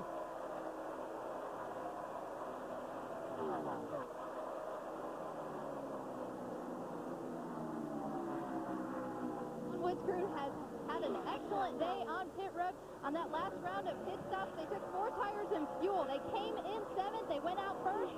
Air pressure adjustment. They raced the track bar because he was tied off. That pit stop, pretty good for the 50 team. 15.3 seconds. We were talking earlier, you don't see 13-second pit stops in a Craftsman Truck Series race. That 15.3-second pit stop is a terrific pit stop. In addition to the fact that the truck is longer, that the rear tire changer has to go a longer distance around the truck, the left front fender sticks out so much more than it does on the car. It's got an 80-inch wide front fender, where it's about 73 or 74 on a car, so the left front tire carrier has a hard time sticking the tire all the way back in around that front fender. That's why it takes about 2 seconds longer typically for a great Craftsman Truck Series pit stop. John Wood trying to repeat a feat that he accomplished a year ago here, winning this race. Currently running in the 2nd position. John Wood started in the 8th position, again by points. We started this race on points because qualifying was rained out yesterday. Rain washed this track off before they were able to get out earlier this morning and put a few laps on for a half an hour, and they're still running out there awful loose, but they're running hard. You can see Shane Meal there wagging his tail just a little bit as he shot inside of John Wood there, and that's probably why he can't quite complete this pass right now. I mean, he doesn't have enough fuel burned off it. It's not tightened up quite enough. He's eventually going to make this pass. Just it's going to take a little bit of time is all. John's not making it real easy on him too, because the problem is right now, as you see John Wood maybe back off and allow Shane to get the position, that's allowing Bobby Hamilton to drive away from these guys. He's got almost a 3-second lead right now because they were racing so hard for the 2nd position. As you see, as he slid back up the track, John Wood got him loose, went back underneath him, and look, everybody's just loose. Terry Cook gets loose going down into 1. Big time loose. Real slippery down there today. David Ruderman makes the pass on the 10 of Terry Cook and takes over 4th position. Trying to remember, we practiced at 8 o'clock this morning. It was 72 degrees outside. Well, it's probably 82 or 3 degrees right now, but I guarantee you with the sun out, there's at least 30 degrees more track temperature than they had this morning, and that's slicking this track up. It has. You know, the sun definitely puts a lot of heat in the racetrack, slickens it up quite a bit. You see Shane doing all that work trying to get past all these guys, and he ends up back in the same spot as what he did, and now he's got to do it all over again. With more on David Ruderman, Wendy Norris. David Ruderman has been, I think, one of the trucks on pit road the most today. He's made adjustment after adjustment. He's been in 3 times, twice for tires, once for fuel. They're making adjustments on every one of those stops. This is his favorite truck. You'll remember he's raced twice in this truck with this chassis, and he has 2 third-place finishes. So he says, this is my favorite. Let's go to race. Hey, Wendy, a number of guys talking to us here on the radio about how hot it is inside these trucks. You know, we documented that last year it was 106 or 7 degrees here. As Phil said, it's much cooler air temperature, but somehow inside these trucks, apparently not much cooler. Terry Cook said his feet are absolutely on fire in that number 10 car. So Diesel Ford and Shane Meal in his number 15 said that he has extreme heat on the bottom of his seat. So he said these guys really need to do some work on padding these seats and floorboards to try to protect the driver. A lot of times what you have is not running a lot of practice. You're just not used to that heat. You know, you go through that first day, okay, things get hot, you get kind of used to it. Drink some water, you know, and you get a day or two of that heat coming up through there. Without a whole lot of practice, it really didn't get warm this morning. All of a sudden, you know, this is the first time they've been in a truck for an extreme long time. And that heat's the first bit of heat that they're getting for the weekend. You know, Rick, we talk about this being 82 or 3 degrees. Well, that's still pretty warm. It's not hot compared to how we've been here at Kansas City with 95 or 100 degree weather, but it's extremely, extremely hot. And, you know, for inside these trucks, it's probably 120 degrees inside the truck anyway. Oh, it's probably even a little bit warmer than that. You got to remember, you got the exhaust underneath your feet, you got the oil tanks right behind your back, and it's just you know, if you're not 100% prepared for that, don't maybe have enough heat shield in between these those 2 areas, it does get very hot in these trucks. It's getting hot in the trucks, and it's getting hot on the track right now. Shane Meal sitting in 2nd. Bobby Hamilton leads at Kansas Speedway. Caution flag just flying. You see the NTN bearings, number 17 of David Ruderman, with severe damage to the right front of that truck. This is how it happened. David was in a tight battle right there. There he is on the inside of John Wood. Again, same situation, Johnny. Got loose on the inside of John Wood, overcorrected, made hard contact with the outside wall. Oh, that was an unbelievable hit. You could see as the truck started to whip back to the right there, that the right front actually come up off the ground. And I'd like to say for David Ruman, that's a pretty hard hit. See him again go by on the inside. You see his truck already wiggling. He's trying to chase it, runs out of room, tries to stay off of John Wood. But when he corrects, he overcorrects. The right front goes right to the end of the outside wall. It's probably going to end his day. He hit so hard. Wendy? David Ruderman very upset on the radio. He said he got under the 50 and just got loose. Simply said, I blew it, is what he's, you see all the damage on the right-hand side of the truck? Jason Overstreet, the crew chief, said just bring it behind the wall. We're probably going to load this thing up, boys. We've seen a lot of work earlier today on trucks that wanted to get back out, but there's a lot of damage, severe damage to the 17 of David Bruderman. Ray? Hey guys, Bobby Hamilton's going to take fuel only here. They decided that there's no way they can make the distance here, and they want to get tires later on, so he is going to take fuel only. Square D Dodge is down and away. They get that done. We also the same thing for the 75 and the 10. Now the question is, can anybody put tires on here and go? Looks like the answer is no. Everybody just grabbing fuel here on pit road. Lap 103, this caution came out. John Wood bringing the leaders back out onto the track first. Bobby Hamilton coming out second of the pits. Dennis Setzer continues to work on that points-leading number 46 truck. The drama continues from Kansas Speedway in the O'Reilly Auto Parts 250. Kansas Speedway, Chad Chaffin took the lead in the Dickies Dodge. They wanted to stay out on the racetrack as long as they could. They believe there's a chance they can put fuel in here and go. They wanted to pull some tape off of the front and go up on the track bar. Throughout the day, Chad has not been that happy with his truck, but they thought maybe, just maybe, they can put fuel in it here and try to stretch it to the end. I don't know, guys. We've heard different numbers from these guys down here, but it still seems like they're going to be 4 or 5 laps short. Well, Ray, especially for the Dodges, you know, typically the Dodges don't get quite as good a fuel mileage as the Fords or the Chevrolets or even the Toyotas, but we heard some talk in the garage area this morning that some people felt like they could go 66 or 67 laps. All the leaders came in on lap 103, which left 64 laps, so I think look for the 99, maybe the 50 to be able to possibly make this race on with the fuel they have right now. And there's Shane Meal right there. He's currently being shown in the 4th position. Here's where Shane, you know, we heard Shane talking about how hot he was. You know, here he's going to get a drink of water. He's going to try to drink some of it and pour it on him. But this is where it's not going to get good. He's going to dump this down his back. This feels really good right now. In 20 minutes, this water is going to get extremely hot. If he doesn't have holes drilled in his seat, that water is going to almost start to boil. And that's just not good. I mean, he's going to find that out here in a little bit. But that's a tough deal to be in a truck, be as hot as he is, to the point where he feels he needs to pour water on him. It is very hot for him today right now. It's kind of the instant gratification kind of thing when you pour water on you like that.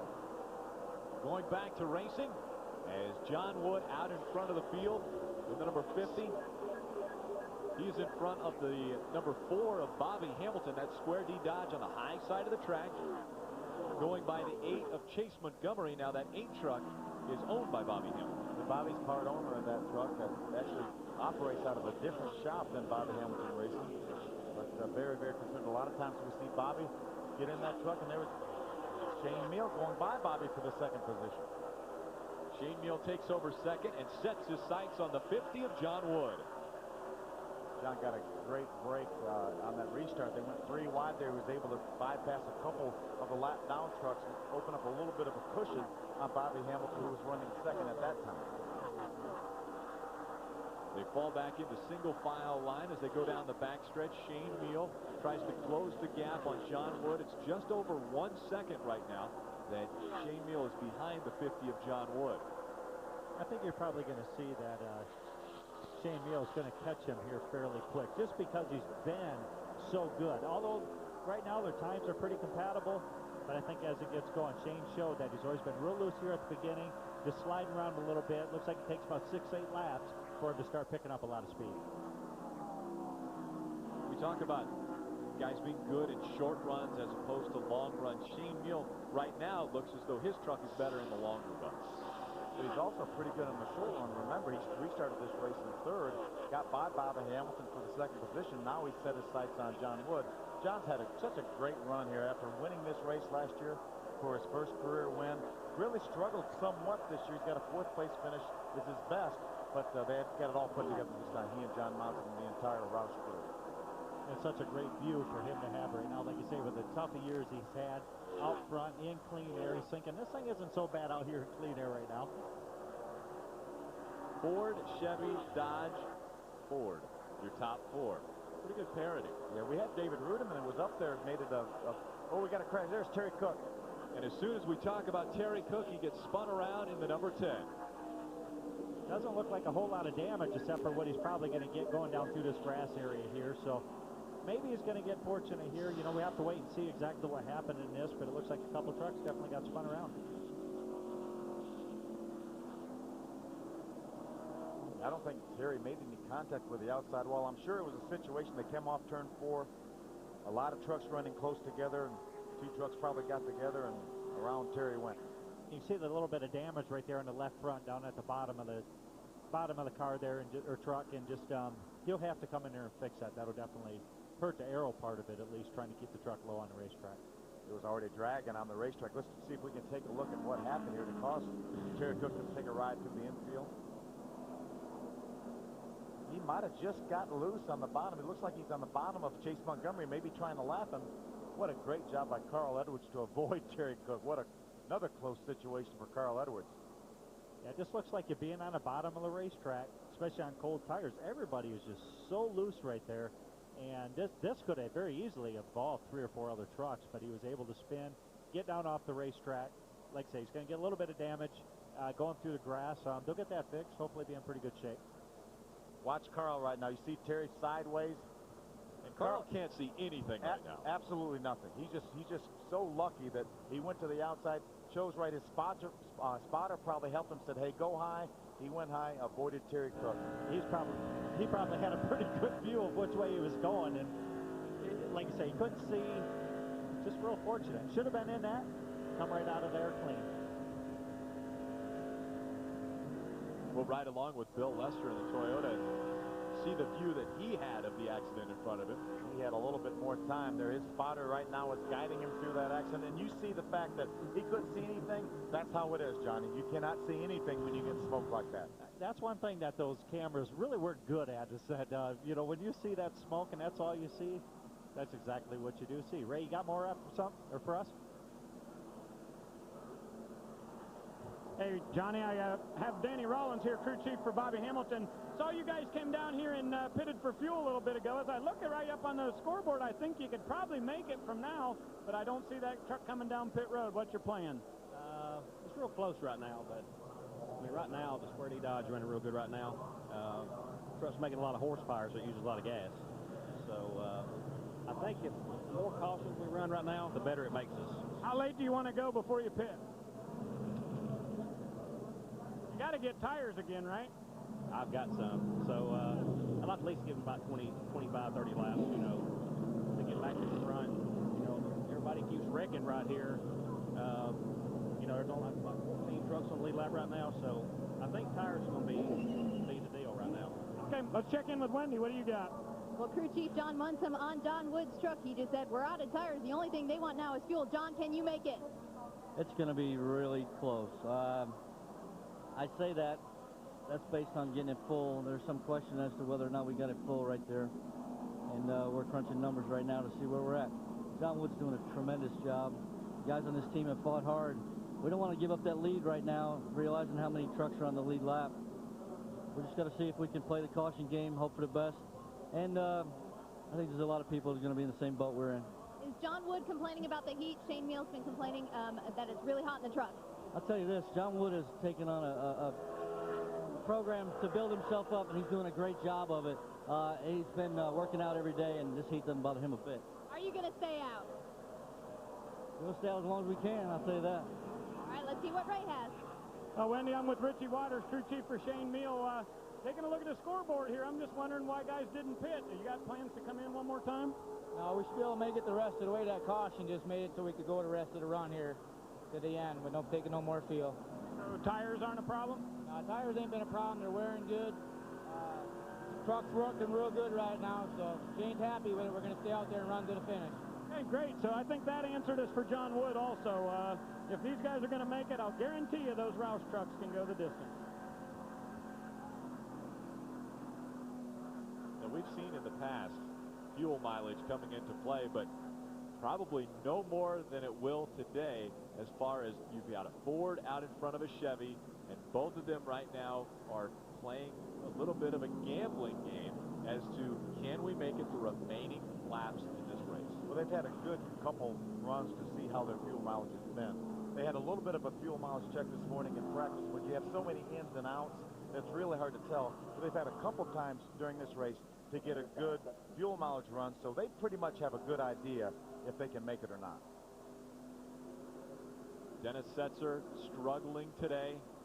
The first lap got a little bit loose, got into Carl Edwards, put him into the wall actually, had right side damage on the 99, and then Dennis Setzer, after completing the first lap, got sideways, ran into the wall, or up to the wall, and then Andy Houston took off the front end of that truck. So he's back out on the track, but he is many, many laps down, 31 laps down. As we get ready to restart, we've had 7 cautions, and out in front now, last year's winner, John Wood, takes the green, and we restart the O'Reilly Auto Parts 250. Rick, we caught a glimpse of Ted Musgrave returning to the track. He is 75 laps down. It took 75 laps as Shane Meal goes for the lead on the inside of John Wood. Side-by-side racing down the backstretch they go. Shane Meal on the inside, John Wood on the outside.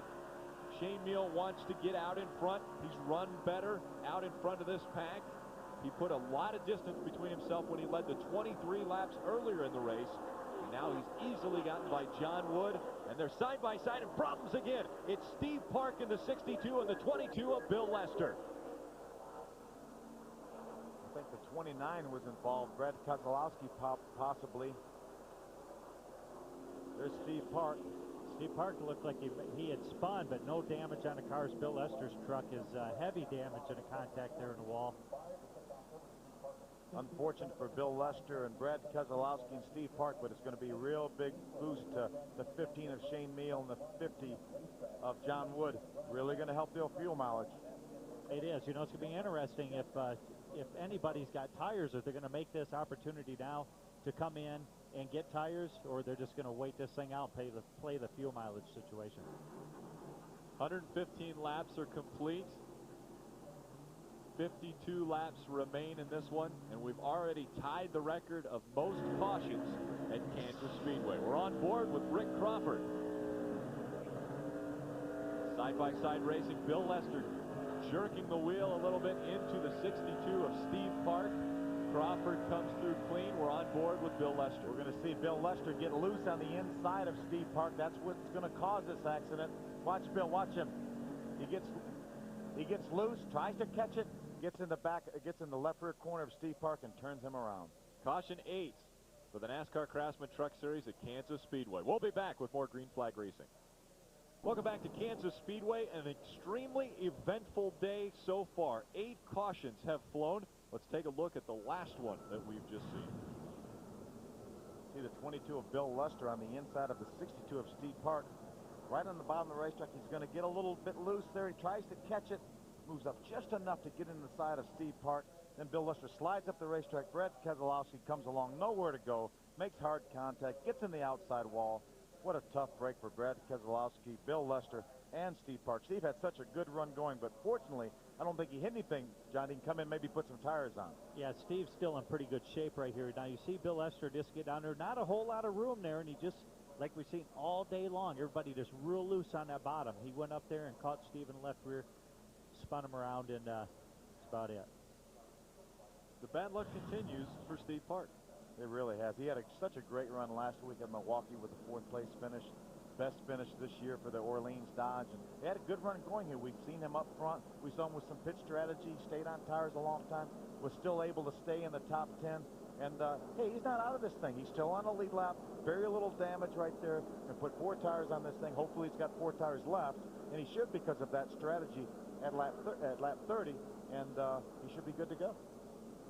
Steve Park, one of 7 different leaders in this race so far. He led 3 laps early on. Bobby Hamilton has led the most laps, 47 laps. Shane Meal, 27 laps so far. Jack Sprague led 25 laps early on. John Wood has led 14. Chad Chaffin and Ted Musgrave are your other lap leaders. And your points leader back in for more work on the 46 Chevrolet. Take a look back at how this day has gone. Lap 1, as they were racing to get to the first lap lead. Carl Edwards gets into the wall. Dennis Setzer now has problems as Jack Sprague gets into him. The second caution that came out was for Andy Houston brushing the wall. Ted Musgrave had problems on the inside. The 6th truck of Matt Craftsman gets loose, runs out of racetrack, makes contact with the outside wall. Here you see Travis Poppel and Jack Sprague got together just a little bit. They both forced down to the infield into the grass. A little bit of damage there. David Ruderman, hard contact, got loose on the inside of John Wood. Lap 111. Terry Cook getting sideways, going across the infield. Most recent caution coming out when Bill Lester gets into the side of Steve Park.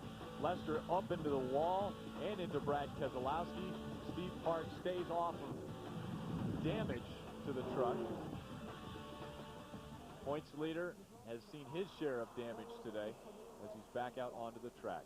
If the race were to end right now, this is the way the points would stand. Dennis Setzer still out in front. He led Carl Edwards by 131 points coming into this race. The gap has now been closed. Bobby Hamilton was 153 points behind coming into this race. As if the race ended right now, only 49 points behind. And this is where it's so important to get your truck work done to get back. We saw that stat earlier in the day. Dennis only had a 22-point lead. Now that he's passed enough of these trucks, and now that even more has problems, now he's up to a 45 or 47-point lead. So it's always very important to get your vehicle back out on a racetrack. Ray? Hey, guys, I just wanted to tell you a little strategy down here for Bobby Hamilton's deal. Here's what they're just talking about. They know they need fuel.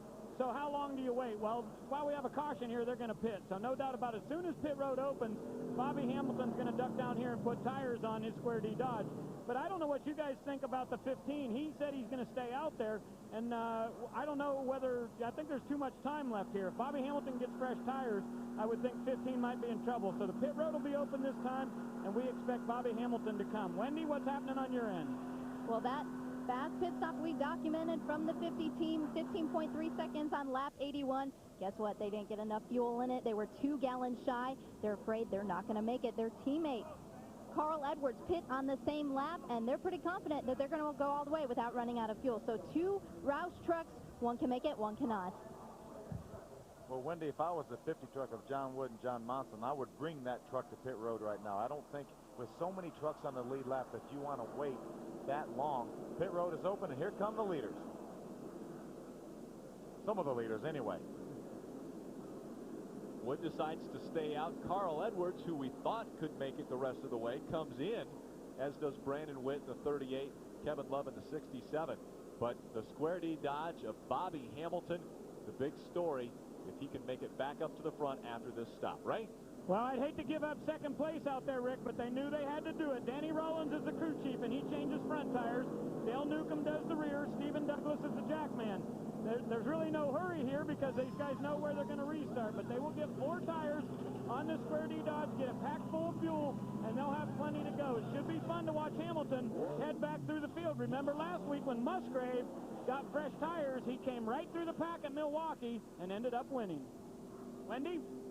That's exactly what Carl Edwards just did. He could make it on fuel, but they decided they really wanted those tires, so they came in, made 4 tires and a wedge adjustment. We'll see how those tires go when the green flag drops, right? No, I agree, Wendy, but I just noticed that Carl Edwards did beat the 4 off of pit road here, so I guess it does matter how much time you spend down here because now Bobby Hamilton has to get around to 99 before he can make it advance through the field. 47 laps remain at Kansas Speedway. 8 cautions have flown. We're under caution number 8. We'll be back. Welcome back to the NASCAR Craftsman Truck Series O'Reilly Auto Parts 250. A spectacular crowd on hand at Kansas Speedway, seeing a spectacular race. It's been extremely eventful already. We've actually experienced more caution laps than we've ever seen at Kansas Speedway, just going over 35 laps of caution. But it's because there's been so much great racing. Side-by-side racing equates into accidents. Yes, I mean, the track is very slippery. Half hour of practice is all they've got. The temperature's way different. Some of the notes that they have from last year don't even look like they're even working today. Out in front of the pack, it's Shane Meal taking them to the green flag for the 9th time today. Remember, Shane Meal's crew chief, Richie Waters, said, hey, we've got enough fuel to go the distance. We're hearing John Monson say they didn't get enough fuel in their truck. They're 2 gallons short. Well, in my estimation, he has no intentions of pitting right now. He's going to hope for caution flags, hope he gets better fuel mileage, because if he was going to pit, Johnny, and he's out of tires, he would have had to pit at that time. He would have had to pit at that time, and he would have been at the back of the pack on old tires. He's not going to do that. I think you're going to see is that John Wood is not going to pass the lead. He's going to stay there if he can draft with him. Carl Edwards came in here and got tires. He almost had to. He's got damage to that truck. He needed new tires. Coming up through the pack pretty good. Looking to go 3 wide on the outside of Shane Segan, the 07. He's going to make it work. Wow, those new tires looking good right now. That's a pretty bold move. Hamilton's taking his time. I'm not going to press the issue right now. He's still got a lot of laps. Carl Edwards is like, I got to go. 3 wide down the backstretch. 6 wide. Okay, 2 by 3. Unbelievable racing as they come through 3 and 4 and down to the front stretch. The 15 has got trouble. 15 on the inside of the racetrack. Looks like the motor expires for the 15 of Shane Meal, our leader, dropping off of the track. It's still running right now. You can hear the truck still running. A lot of smoke, though. Looks like he's hit the wall. Contact. He has hit the wall, Rick, is what happened. Flat siding the right side of that truck. Shane Meal with problems. He must have hit it pretty hard because he came down real fast and into pit road. We ride along with Shane Meal. Ray? Well, they're going to put right sides on it and take a look at the suspension real quick. Crew Chief Richie Waters told him they might have to go behind the wall, and Shane said, I don't think it's that bad, so they'll put right side tires on. But, man, what a tough break it's been to be up in the front of this race throughout the day. Shane Meal continues to add to the carnage that has taken place today on this track. We look back at how this happened. See Shane running high. Looks like he just got up in the loose stuff, Johnny. I don't know if he got loose and had to chase the truck uphill. Frequently, these trucks get a little bit loose right after a restart. Let's see. He goes down to turn number 1 here. He goes down into turn 1, and he's been running good, just a little bit high off turn 2. And you can tell he's off the gas early, knowing that he was up in the gray up there, and he just kept sliding up. Pretty good hit. Maybe not enough to take him off the racetrack, but definitely take him out of contention. Bringing the truck back up to speed as he comes back out on the back stretch. We stayed green, and so Shane Meal has dropped off of the pace. He's now 2 laps behind our leaders. Look, there's our leader, John Wood, the 50 truck. Look at this race right here. There's Bobby Hamilton.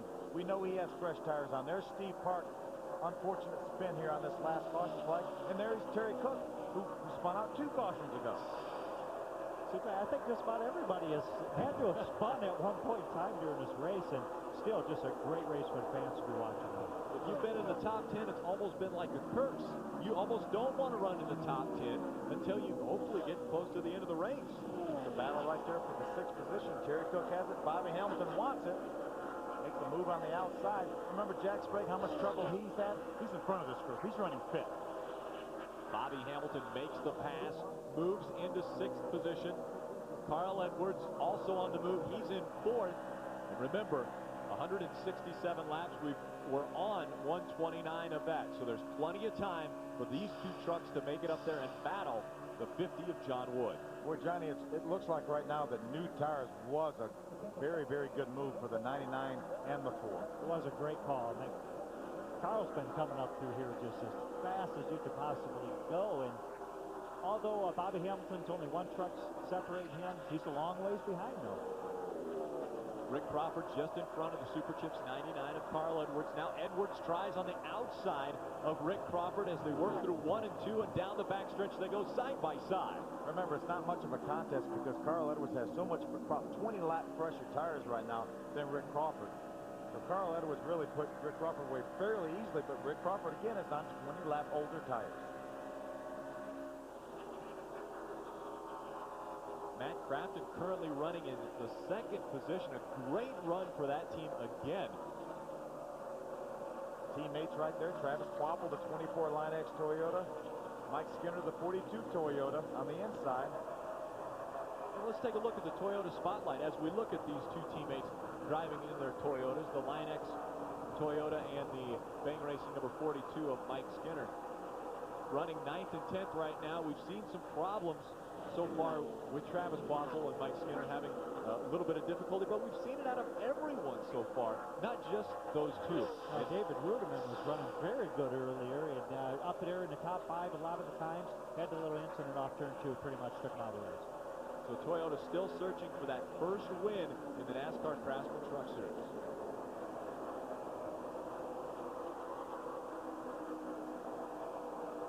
Battle for 5th. That's Jack Sprague in the number 16, just in front of the Square D Dodge of Bobby Hamilton. We talked again about the new tires on Bobby Hamilton's number 4. Ray? You know, Rick, I was a little bit surprised when we got to the garage this weekend and I saw that Bobby Hamilton had brought the truck with him called Slim. You know, they've run this thing at Martinsville and Mansfield and Memphis and Milwaukee, but I thought they would bring Beavis, which is the same truck that they've run on the big tracks like Atlanta and Texas. And they said, no, we tested this truck Slim at Chicago, and Bobby really felt like it was a little bit better. It consistently runs a tenth better than Beavis. So Danny Rollins, the crew chief, said, look, we believe in Slim and Beavis, but we thought for this week we'd bring the one that's the fastest. And another one that's fast is just behind Bobby Hamilton. That's Steve Park making his way back up. He is currently in the 6th position and working his way up through the field. And he just spun a couple laps ago. He did. You know, there's one thing I saw like Bobby Hamilton's doing here. There's a lot of laps left to go, and he's just taking it easy on his tires. We saw how good tires were. He's just making sure he's not killing the tires real fast. Make sure he has something for the end. Remember, this is a 1.5 mile track. That Orleans Dodge that Steve Park's driving won 4 times in a row at Texas. A little faster 1.5 mile track, but nonetheless a 1.5 mile track. This may not be the exact same chassis as that was, but Steve Park is doing a great job here, currently in the 6th position and moving forward. Ray, what do you have down there? Well, Phil, I just wanted to tell you, this is actually a brand new chassis for Park this week. They call it T11. They just got it out of the shop, took it to the wind tunnel, and brought it here. It had never been on the racetrack yet, but throughout the day, Park's been pretty loose in the center, so they pulled a rubber out of the right rear earlier to try to tighten him up a little bit. And this last time he came down pit road, they only put right side tires on for him and a couple of rounds of wedge in both sides. So they've been working on that thing to make it better for Park, but it is a brand new chassis. Those guys are just doing a tremendous job. If this truck's never seen the track before, great job by everybody involved in this. Especially, we have to remember that only a half an hour of practice for all of these drivers this morning. Remember, the 99 of Carl Edwards, that's also a brand new truck. I've never seen a racetrack till that 30-minute practice this morning, and he's running 3rd right now after contact with a wall. John Wood out in front of Matt Crafton. Now Crafton inside of 1 second is the gap between the 50 and the 6. And Matt Crafton, another impressive run. We mentioned earlier, 7 out of 9 races he's finished in the top 10 this year. Wendy? Well, you guys were talking about those fresh tires. Matt Crafton has fresh tires at lap 101, and he said that was the best thing for him. It's helped him out tremendously on the track. The truck he's running today is one of his favorite trucks. This truck has never finished outside the top 10. Kansas City is also one of his favorite tracks, but his finishes don't show for it here. On the last 3 visits here, he's had 2 blown engines, so he was really excited. He had a good truck, and he hopes that he's going to finish well here at Kansas for the first time. Inside of 30 laps to go, and Matt Crafton is reeling in our leader, the 50 of John Wood. Gained 0.4 of a second in the last 4 laps. Matt Crafton had a 10th here a couple years ago. That's his only top 10 finish here, as Wendy mentioned. He blew up twice, but he is catching them every lap. It showed on that last lap that he was 0.7 of a second ahead, and now he's 0.3 of a second behind John Wood, and so he's closed the gap 0.4 of a second in 1 lap. This is a great battle for 10th. Mike Skinner on the inside, Chad Chaffin on the outside. We talked about Bobby Hamilton earlier and how well he was running. And Chad Chaffin decided to come to this track without the same setup as his team owner. We saw this a little bit earlier today for the lead, where this guy in second place was really good through the center. Matt Craftsman's truck looks really, really strong right now through the center of the corner, being able to keep it low, and you'll probably see him duck underneath there here pretty shortly. If you can't get him before this corner, which it looks like he's going to get underneath, he would have done it down here at this end. Johnny, he better do it fast. Look at that 99 truck coming with fresh tires. He's going to pass them both. Here comes Carl Edwards. That's Roush Racing side by side. Carl Edwards, John Wood, but out in front of the pack, leading a lap. That's Matt Crafton, going across the start-finish line just 0.2 of a second in front of Carl Edwards. Probably, if that would have been somebody other than his teammate, he may have passed them both. He probably would have shot it down there a little harder, but he was trying to make sure that he wasn't going to have any contact. He's already had a tough day. Moving forward. Johnny, they made some contact at Memphis at the end of the race. John was running ahead of Carl. Carl bumped John out of the way. John lost 2 or 3 positions, so I'm sure he was cognizant of that right now and didn't want to take any chances, but he's going to take whatever he needs to take with Matt Crafton, because Carl Edwards wants this lead. First laps led for Matt Crafton. That becomes the 8th different lap leader at Kansas Speedway. Heavy traffic. Matt going right between the 2 lap trucks. Look at Carl on the outside. Matt Crafton trying to hold off the Super Chips 99 of Carl Edwards. Carl looking for any line that he can get by him. Looks to the inside right there. Remember, he has about 20 laps fresher tires than Matt Crafton does. He restarted this race back in about 10th position on this last restart and driven all the way up to fighting for the lead. You see Carl just trying different grooves, trying to move around, trying to see how can he get around Matt here. It looks like Matt was holding the bottom of the track. He wants to try the outside, and then when he moves up, you see Matt Crafton slide up a little bit, just trying to keep the air off the front of that Carl's truck to make sure he can't get turned as good as he needs. That last lap, Carl Edwards was 6/100ths of a second faster than Matt Crafton. This time by almost identical lap times. Carl Edwards 2/100ths of a second faster than Matt Crafton. And to the outside, Carl Edwards goes, trying to make the pass on Matt Crafton. Carl Edwards, he's feeling pretty confident that his truck works very well on the outside in turns 1 and 2. Although he wasn't able to make any ground on him there, it looks like he keeps trying lap after lap. He figures that if he can make his move down there at that corner. Now, as a driver, you're out in front of a truck that you know has closed the gap on you. What are you trying to do right now? Right now, all you're doing is trying to run as fast as you can, trying to run a clean lap, and trying to look to see what Carl's running. He's wanting to stay in front of him as long as you can. He's trying to, get Carl, obviously, to run his goodie off the tires. His tires are better. He's got a lot less laps on them, and if he can hold them off for a while, he might be in pretty good shape, but I don't think that that's really going to happen here in this scenario. Well, Carl had such a nice line coming off turn 2, Johnny. We talked about how that's the critical part of this racetrack where you really get a truck tight. He was able to keep his truck about a truck width lower than Matt off that corner. That may pay off. It will. I mean, that's the one thing he's got to do is, he has damage on his truck, although he's very fast and he's getting on the outside of Matt Crafton right now. He's got to keep air on that nose of that truck to keep it down on the ground there. Carl Edwards makes the pass as they go down the backstretch. It's Carl Edwards out in front now. A week ago, Carl Edwards looked like he was battling for the lead, made a mistake, got into the wall. It took him completely out of contention. Now Carl Edwards trying to not make any mistakes as he leads at Kansas.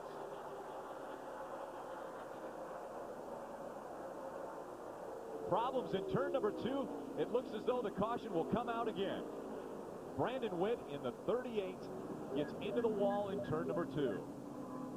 There was another truck involved with that. I can't see exactly who it was. He's going to be coming up on him here shortly. We'll be able to see. Yeah, Robert Huffman, I think, is up. There's Robert Huffman, the 12 Toyota. That was the other truck involved in this accident. And so caution number 9 comes out at the Kansas Speedway. We'll come back and see if anyone will make the chance of pitting before the end of this race. And we wouldn't expect the Super Chips Ford to come in to pit road right now, as the 9th caution has flown at Kansas Speedway on lap 147. Brandon Witt getting into the wall in turn number 2.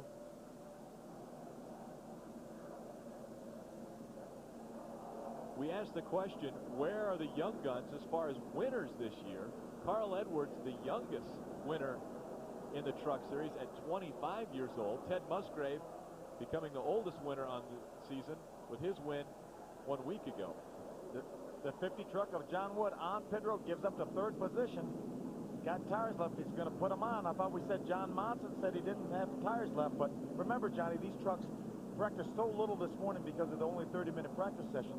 They still have that set of tires that they could possibly put on these trucks. They may have had a set that they didn't put a whole lot of laps on this morning. They probably felt that this is their best option to try to move forward. They were starting to fall back a little bit. We'll see what's going to happen.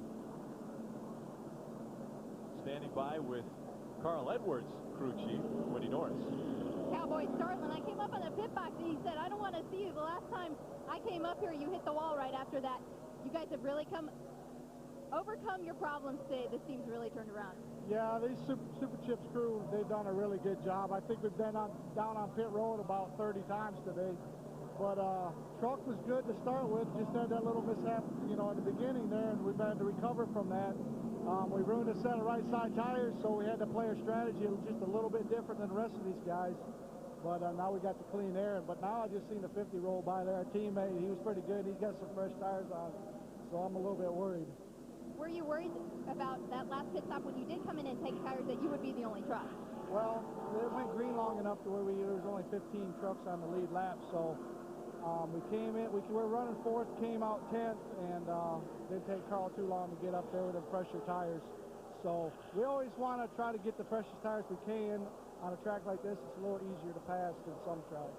All right, the 99 truck spent a lot of time on pit road today, but he's up front. Let's go upstairs. Winnie and Cowboy were talking about the incident early on in the race. This is lap number 1.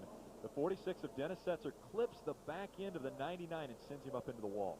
Makes enough contact that, as Cowboy mentioned, he's probably been on pit road 30 times and made a lot of repairs to that truck. Obviously did a great job getting it back in competitive shape. We thought he would pretty much be out of it competitive-wise, but they made some great adjustments. There's the other truck that was involved in that incident with Carl, Dennis Setzer. Dennis is now being shown in 26th position, so he's passed a few trucks that had that problem on that incident a couple cautions ago. So he stays on the racetrack, stays after him. That's what he's got to do. Out in front of the pack, Carl Edwards, Super Chips Ford, hoping that his teammates and the new fresh tires won't be able to get back into it. They sure are, but we always have such a great crowd. This is the 4th race here in Kansas City. They always sell the place out, probably upwards of 65,000 people here, and they're seeing a barn burner today. And normally it's so much hotter. Today is a perfect day to come out and watch the Craftsman Truck Series. This is Chamber of Commerce weather, as they say.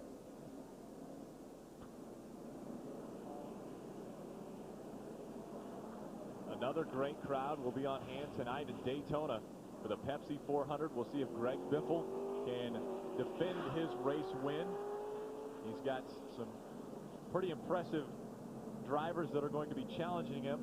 DEI has been very strong, was strong yesterday in the Busch race. Dale Earnhardt Jr. trying to take over the top spot from Jason Leffler. Taken up into the wall and was taken out of contention for the win there, but he will definitely be in contention tonight at Daytona. We've got our leader, Carl Edwards. We maybe have radio contact with him. Let's see if we can raise Carl on the radio. Carl Edwards, Phil Parsons, can you read me? I heard him say loud and clear, Phil.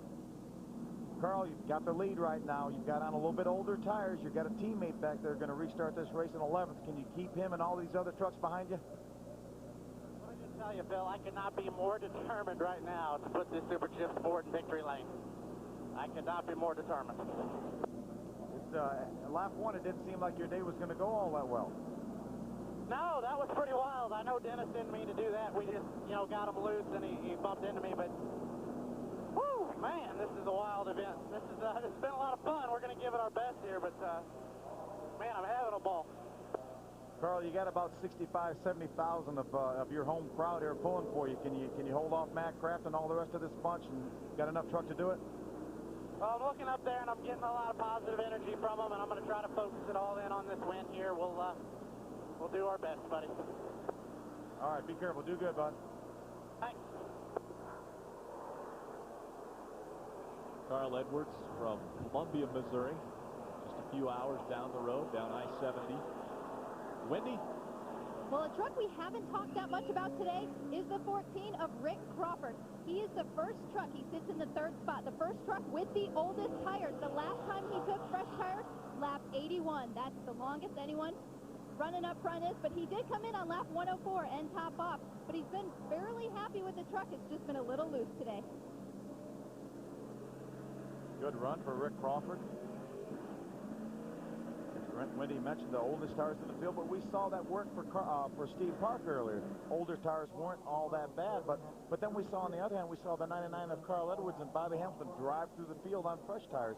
So that means Rick has a great truck right now, and he's doing a terrific job. Talked about the young guns not getting as many victories this year. Young fans at Kansas Speedway enjoying a spectacular race. We're continuing to add to the race record, which is a record that obviously we don't want to break, but caution laps run. 41 caution laps have been run today at Kansas. That's a new record. The 9 caution flags that have flown, a record, and we'll see if Carl Edwards can hold off the field behind him as we restart once again.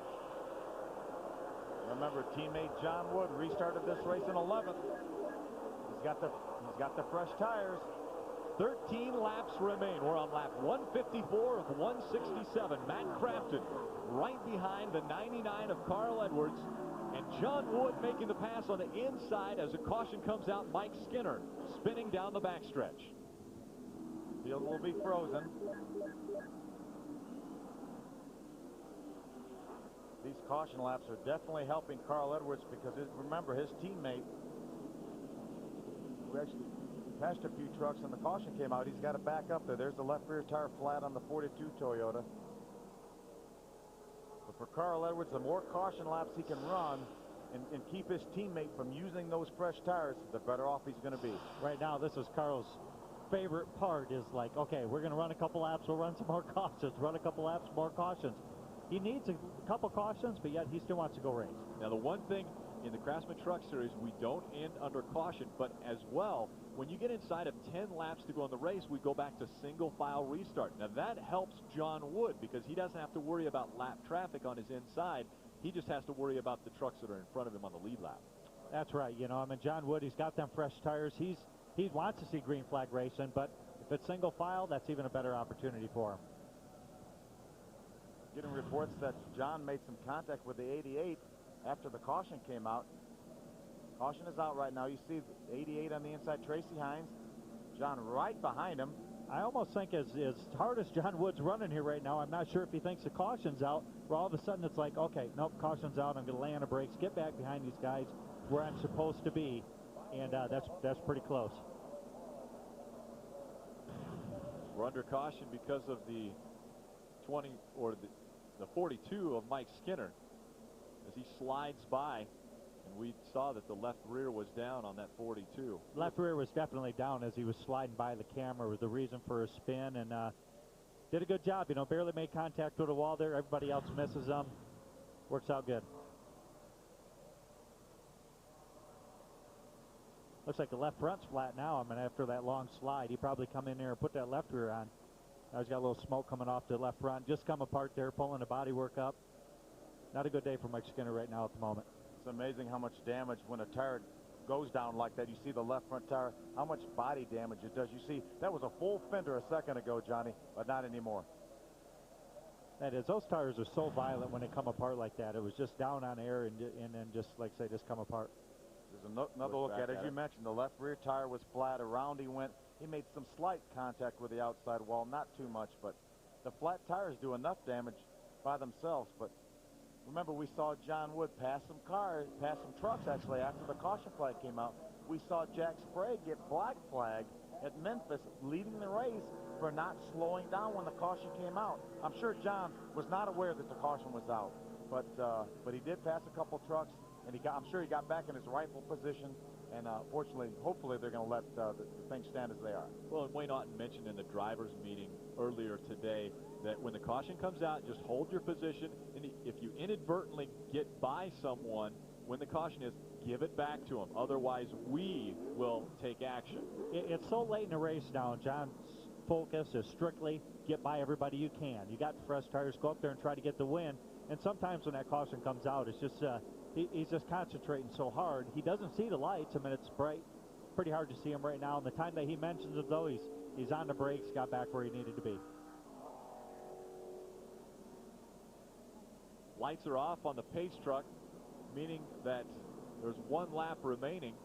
And we've got a problem with the Spears Manufacturing 75 as he comes onto the apron and he's slowed down to a stop.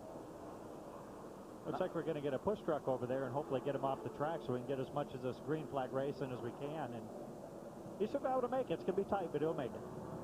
Ray, what's going on? Well, they've got some sort of a piece of garbage in the carburetor. David told him about it about 5 laps ago, and he said it just won't go. And they were afraid that was going to get sucked down inside and really cause a problem. But so far, it's just shutting off the fuel to the carburetor, and he can't get the thing to run. Pretty tough break for those guys, too. They're sitting there running 15th late in the race. All of a sudden, they can't get the thing to run. It's a pretty tough break for those guys. Sure, as we knew, he pitted on lap 120, so he wasn't going to be out of fuel. It's only been about 36 laps ago, but it's going to really take him out of contention for a good, strong top 10, which is where David was running in the top 10. One of the ways this could have happened is we've gone from ram induction on the trucks where there was grills and things in the front that would maybe slow down a piece of trash to cowl induction where it's up on the hood where there's nothing actually covering the hole that the air goes through, but there is an air filter. There is an air filter, but all it takes is such a small particle of anything to get in to stop up the bleeds in the carburetor and things like that. But got to restart. The green flag flies, and we close in as we're under 10 laps of racing to go. Carl Edwards out in front of Matt Crafton, and the pack will begin to saliva as far as they are getting ready to come after Carl Edwards. Bobby Hamilton able to get by the 14 truck of Rick Crawford for the 3rd position. Now he's looking at Matt Crafton. Remember, Bobby Hamilton has just as fresh a tires as Carl Edwards. Look at him drive by Matt Crafton.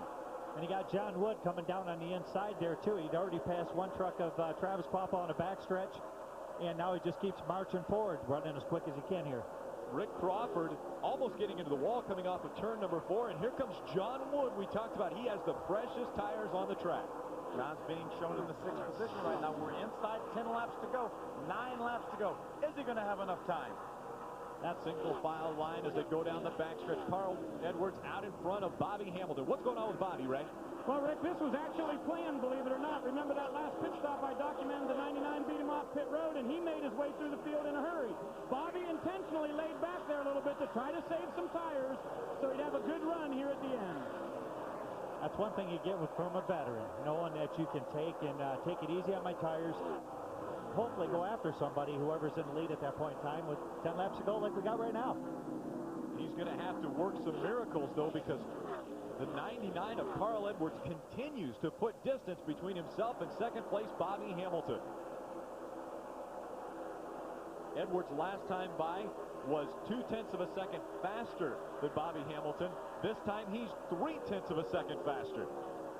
Carl Edwards has his truck right now exactly where he wants it, and he has clean air, which is so important nowadays, to be out in clean air. It looks like John Wood's truck's not coming up to a speed as good as he passed those guys real quick, and now it's all of a sudden he's kind of laid there just a little bit, not making as much gain as what he was, as Carl just continues to put down great laps, moving forward, looking pretty good for him right now. This time by the start-finish line, Carl Edwards running a little bit slower than Bobby Hamilton. And so Bobby Hamilton with a faster lap that time by as we have 6 laps to go. You see Bobby running the high side of the racetrack. He's searching for some place to try to gain some speed so he can try to run down Carl Edwards. That little bit of speed that he was quicker is not enough to catch him. So he's got to search around, try to find a spot. He's watching that 99 pull away just a little bit, so he's got to look around and try to find a better spot. 7.5 miles to go, 5 laps. Carl Edwards out in front of Bobby Hamilton. That time a little bit faster than Hamilton. Carl was about 1.5 tenths faster that time than Bobby Hamilton. Bobby, again, he's running the high side down there 1 and 2. You see his speed was just a little, that was a lap before last. His speed was just a little bit slower than Carl Edwards. That time it was a little bit slower yet, but Bobby hasn't given up. He's not going to give up. And Carl Edwards digging in as he would love to win at Kansas in front of a home crowd. And still Rick Crawford holding himself there in them old tires, still sitting there third place right now. Steve Parks gaining a little bit of gains on him. Not a lot, though, just enough to make a good race out of it.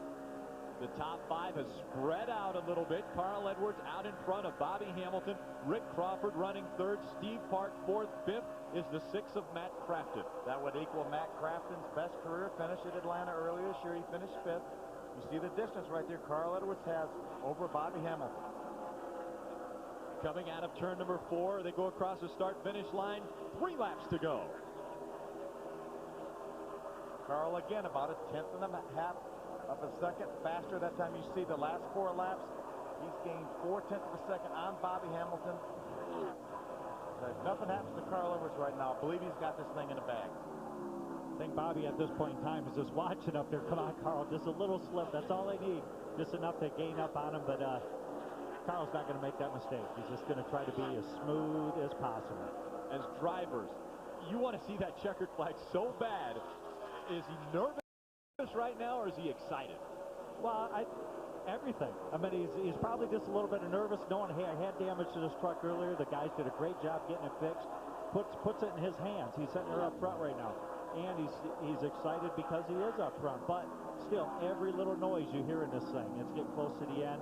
All of a sudden, you feel like you hurt something. What was that? What was that? And you just keep working as smooth as you can. And remember, we don't finish under caution here. He's thinking right now, if something happens on the racetrack, we might get a green-white checker. But if he gets here on the white flag lap, there's no green-white checker. He has crossed the start-finish line. The white flag came out. This is the last lap for Carl Edwards. Carl Edwards finished 2nd here a year ago to his teammate John Wood, who claimed his very first win in the Craftsman Truck Series. Carl Edwards got his first top 10 finish here back in 2002 when he was driving for a different team other than Roush. And now he looks to claim his first victory at Kansas Speedway as he works his way through 3 and 4. The crowd is on their feet, and Carl Edwards wins the O'Reilly Auto Parts 250. What a terrific comeback from a first lap accident. He comes back, Cowboy Starling, all the guys do such a great job repairing that truck. Carl gets up on top of the wheel and brings that home with a victory. The Super Chips Ford team celebrating their 5th victory with Carl Edwards at the wheel. We'll be back to see him celebrate only the way Carl Edwards celebrates. Welcome back to Kansas Speedway. Carl Edwards, he has a trademark when he wins a race. He let the crowd let him know that they want to see it. The backflip victory celebration for the Super Chips driver, Carl Edwards. And I think his whole crew could be doing backflips right now. Just a huge job by everybody on that team getting that truck in victory lane. Spectacular win for Carl Edwards. Speed Channel's coverage of the NASCAR Craftsman Truck Series post-race show is presented by Craftsman. Let's go down trackside to Wendy Norris.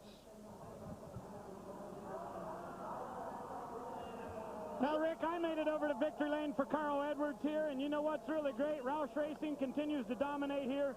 35 wins now, and you are the all-time winner in the 99. Kurt Busch had 4 wins. Now you've got 5. Congratulations, buddy. What a day here in the home crowd. Oh, man, I love you, Steve. This is the guy that set the toe in after I wrecked her. Bobby Hudson, thanks for having faith in me. Mike Wilson, all the guys build these beautiful trucks, and the day was not looking so good. And I'm telling you, Josh Basinger was here. I think that made the difference. I don't even know what to say. Hey, buddy. Here comes Josh right now. Josh, of course, was here at Daytona and got to take home the trophy, which is just unbelievable. Carl Edwards. Hey, Carl, you still going racing somewhere else tonight? We'll be at Lebanon I-44 Speedway tonight. I'll probably get my butt spanked, but we'll have fun. It's the big winner today. The Super Chips Ford is back here in victory lane, and guys, these guys did an awful lot of work to get it here. Unbelievable race. Carl Edwards was 131 points out of the top spot that Dennis Sutzer still holds. He has closed the gap almost 100 points today. Big pickup. Bobby Hamilton now moving into contention. Rick Crawford gaining, obviously, with a great third-place run. Another great run for Steve Park in 4th. Matt Crafton stays steady in 5th. Matt Crafton holding on to the 5th points position as well. That's the highest points position Matt has had. Carl Edwards celebrates Super Chip style at the Kansas Speedway. Win number 5 for Carl Edwards.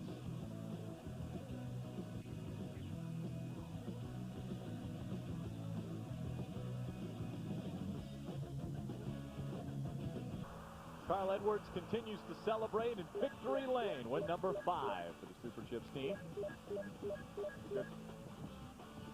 We go to Kentucky Speedway in 1 week.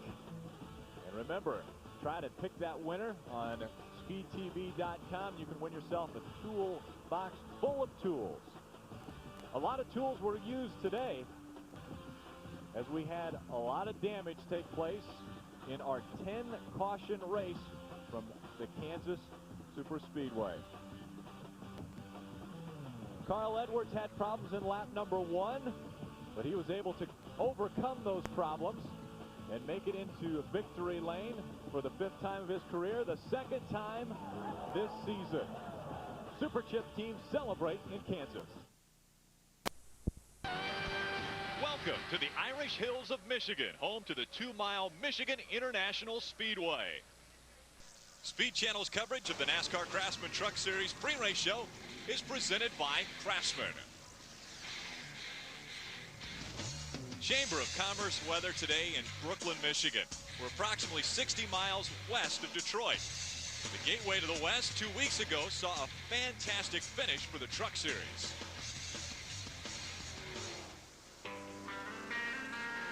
After tonight's race, we will have a new policy where there'll only be one attempt at green-white checker. 4 times in the history of this series, we've had more than one. Tonight will be the last time that could ever happen.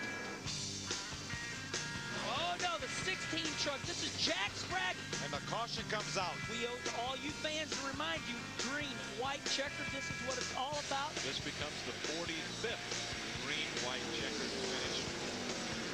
Bobby Hamilton on the outside, Shane Neal on the inside. It's a drag race down the backstretch. Caution flag. We will have, maybe for the last time ever, a second green-white checker. This is the last time in the history of NASCAR that we will see multiple green-white checkers. My gosh, this is incredible. They're big. Oh, they hit the wall. We will have another green-white checker. Green-white checker. Oh, another crash. Here we go again. We will try for the 4th time for a green-white checker. Right there. Here we go again. Moves him out of the way, and David Starr moves in front as they go down the backstretch. David Starr in the Spears Manufacturing number 75 Chevrolet comes out and wins race number 2 of his career. Okay, 229 times we went racing in the Craftsman Truck Series, and we had as many green-white checkers as we needed. But today, if we happen to get one, we'll only have one attempt at that. Of course, St. Louis was wild and crazy. And Bobby Hamilton, if we'd had this rules that we have today, you wouldn't have lost 58 points at St. Louis. Yeah, that's true, but, you know, it's going to be interesting to see what happens when we only have a single green-white checker. I got a feeling if that had been the way at Gateway, I'd have still been sliding on my side down the back straightaway because you only had one chance. So it's interesting. I wish we'd have left the Truck Series alone and left it like it was. And, you know, let the other 2 series try the other deal because we sort of established this deal here. But I don't know. We'll just see how it goes. I enjoyed it the other way. Okay, good luck today. That is Bobby Hamilton. Now, the guy that did end up winning that race is standing by with Wendy. Sure is a unique finish to a wild night, and it all played out in David Starr's favor. David, your first victory in 35 races. How much momentum does that give you and your team going into Michigan? I'll tell you what, this Spears bunch, we got a lot of momentum coming into Michigan this weekend. We didn't get much practice this week because of the weather. Qualifying was rained out again, but our Spears Chevrolet Silverado was pretty good yesterday in happy hour. I don't think it was good enough to win, and I talked to Dave McCarty, my crew chief, this morning, and I think we changed 3 springs and all 4 shocks, so we'll see how it reacts. All right, we were glad to see you in victory lane 2 weeks ago. Let's go to Rick. For 9 consecutive weeks, Dennis Setzer has topped the Ford Top 10 points list. Matt Crafton is the only driver in the top 5 without a win this season. And Ted Musgrave vaulted up 3 positions to 6th after his 3rd place finish at Gateway. Hello, everyone. I'm Rick Allen. Now, 2 weeks ago in St. Louis, we had an unbelievable finish with 4 green-white checkered restarts. There were some upset people that left Gateway 2 weeks ago because of the wrecks. Joining me today two guys that have actually wrecked each other in races, Chad Little and Phil Parsons. Now, Phil, is 2 weeks enough time for tempers to subside? Rick, not only is 2 weeks not enough time, 2 years is not enough time for tempers to subside. Bobby Hamilton is still not going to be happy with Shane Meal, nor is Rick Crawford going to be happy with Andy Houston, or for sure Chad Chaffin with David Starr. But hey, we're at a high-speed racetrack, Michigan. This is not the place to pay somebody back. I think it was about 10 years ago when Phil and I got into each other, and I have forgiven him for that. So, Phil, everything's cool. But thank you. Like you said, Michigan is too fast of a place to play that kind of a game. Most of the drivers are sensitive to that. I'll tell you what, a lot of times the drivers around you have to let you win. They have to put you in a position. You have to take advantage of that. A lot of drafting here, a lot of give and take. If they don't do that, you won't have a chance. So you've got to have friends to win a race. Chad, next week we go to IRP. That's a short track. There's a lot of beating and banging anyway. Next week is a place to pay these guys back. IRP is a place that you can actually spin somebody and you won't hurt them. So if you're going to do it, I think that's a good place. Stay tuned. That's a driver's perspective of paying people back. We're at Michigan International Speedway for the 13th race of the season for the NASCAR Craftsman Truck Series.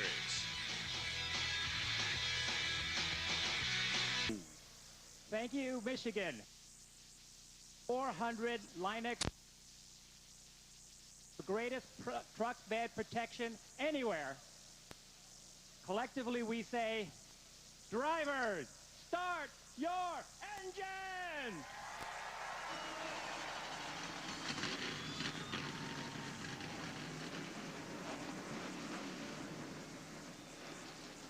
The engines have fired up. David Starr in the Spears Manufacturing 75. Our most recent winner is looking to make it 2 in a row. But there are some drivers that are going to stand in his way today. We're about to get underway with race 13. Trucks have rolled out onto the track. We take a look at the U.S. Army starting grid.